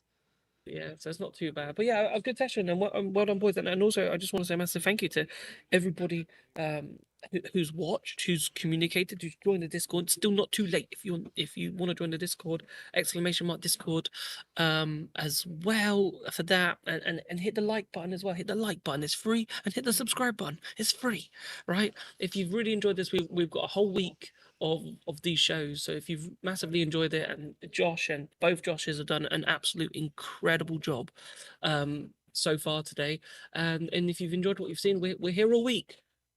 And tomorrow's the better one, boys, as we all know, because we've got the simulation race. That's going to be absolutely fantastic. And hopefully, boys, we'll get the camera that you had at the start of the day down there so we can see the action as well. What are we looking forward to with that? Do we know if we're doing the qualifying format, because that has changed a little bit? No. It will just be the dummy race. There will be no qualifying. It will just be a practice race. I don't know. Starting would probably be picked out of a hat, or they'll have some form of decision on how they do the dummy race and how they form the grid. It'll just be random, and then we go racing. It's gonna be a lot of fun. Do you want utter chaos? Go for it. Yeah. Take the championship standings from last year and reverse it. Yeah. I don't think that happened last time when I was That's in how I think Valencia. I'd like to say, like, I know that I'd be very vocal on the format needs to change. I would like to see a sprint that if they use the reverse qualifying for the reverse championship format, A sprint Formula and E then race. you'd have like two. Yeah. So like have that on the Saturday, have two races that are 150 kilometers long on the Sunday. That's my dream. You've said that numerous times, haven't you, about wanting that? Yeah, across the I've said FA? that too many times. The man has a dream. Will this dream ever come be a reality? And that's what dreams are sometimes. Dreams are just dreams. That sounds like that Beatles song. Right, okay, let's go around the room. Omi, your final thoughts on this one? It's been a great session for testing. Great way to start off, and looking forward to the rest of the week. JT? Oh, have you got your mic? You might have a problem with the unmuting button. That keeps coming through. Okay, I'll try the two Jacks. Jack, what about you? Go on. Yeah, great day. Great day. Really loved it. Our first one of this. We just hope that you at home have enjoyed it as much as we have, just listening to discussions and so forth. Plenty more to find out about. Loads of stories that we want to follow up and find out how it goes. So just make sure you keep tuning in every day. And thank you, boys, as well. Pleasure as always. Pico? Yeah, I mean it's great to be back in Valencia. Obviously, we had a year off last year, and so yeah, it's really fun to be back here at the Circuit Ricardo Tormo, seeing the cars out on track and everything. So yeah, and we've still got 7 more sessions to go. JT, you're back with us. Exclamation mark Discord. Yeah, get in. We want the conversation. Get JT, in what about the you? Discord. JT said something might not be working, I don't think. Okay, Here we go. We got you. Hello. There he is. That time was my mute button not wanting to work. The other time was that the behind the scenes stuff that I do, unfortunately, not all in range of my headset. So when I'm doing the report that I'm going to send to the guys, I can't. I just had to take a screenshot of the timing screen on my other laptop, which is actually behind the desk that I'm working at. But yeah, good first test session, good first day of testing. Pascal Wehrlein on top. Interesting one. But good to see that the top 14 cars are all inside a second of each other. Vern and Cassidy, the two Citroen cars, separated by 1,000th. And I know we always say, don't read into testing timings, but those cars look together. Also, Roland and DaCosta separated by a thousandth of a second. Okay, so here's the results then. Pascal Wehrlein is fastest, 121.714. Nick de Vries is second, 121.933. Jake Dennis is third, 121.985. Eduardo Mortara is on a 122.003. Ollie Roland is fifth, 122.058. Antonio Felix DaCosta sixth, 122.059. Maximilian Gunther 7th, 122.194. Mitch Evans 8th on a 122.227. Jean-Luc Verne 9th on a 122.379. Nick Cassidy rounds out the top 10, 122.380. Sebastian Bohemian 11th on a 122.462. Nico Muller is 12th on a 122.534. Lucas Grassi 13th, 122.6. Norminato is 14th on a 122.618. Taylor Barnard 15th, 122.740. Zane Maloney 16th, 122.869. Joel Eriksson 17th, 122.924. Dan Tigtum 18th, 124.167. Felipe Drogovic 19th, 124.418. And Jose Maria Marti is 20th on a 124.452. My thanks to JT and to Omi. My thanks to Jack Giamana and Jack Pickering, who have been trackside for us today. We will be back for all of the action tomorrow. 2 sessions coming your way here on JB Motorsports and Formula E Zone. That's coming up at 8 a.m. GMT and 1 p.m. GMT for test sessions 2 and 3. And the third session will be the simulation race. So be sure to join in for all of the action. Day 1 complete then from testing. Thank you very much for all of you joining us. Make sure to join the Discord. Use the link in the chats and also get in into the FEZ bar and have your say on the call tomorrow live on air. We will hear from more drivers and more press conference action as day 2 will commence for testing. Thanks for your company today, though. We'll see you tomorrow. Take care. Bye-bye.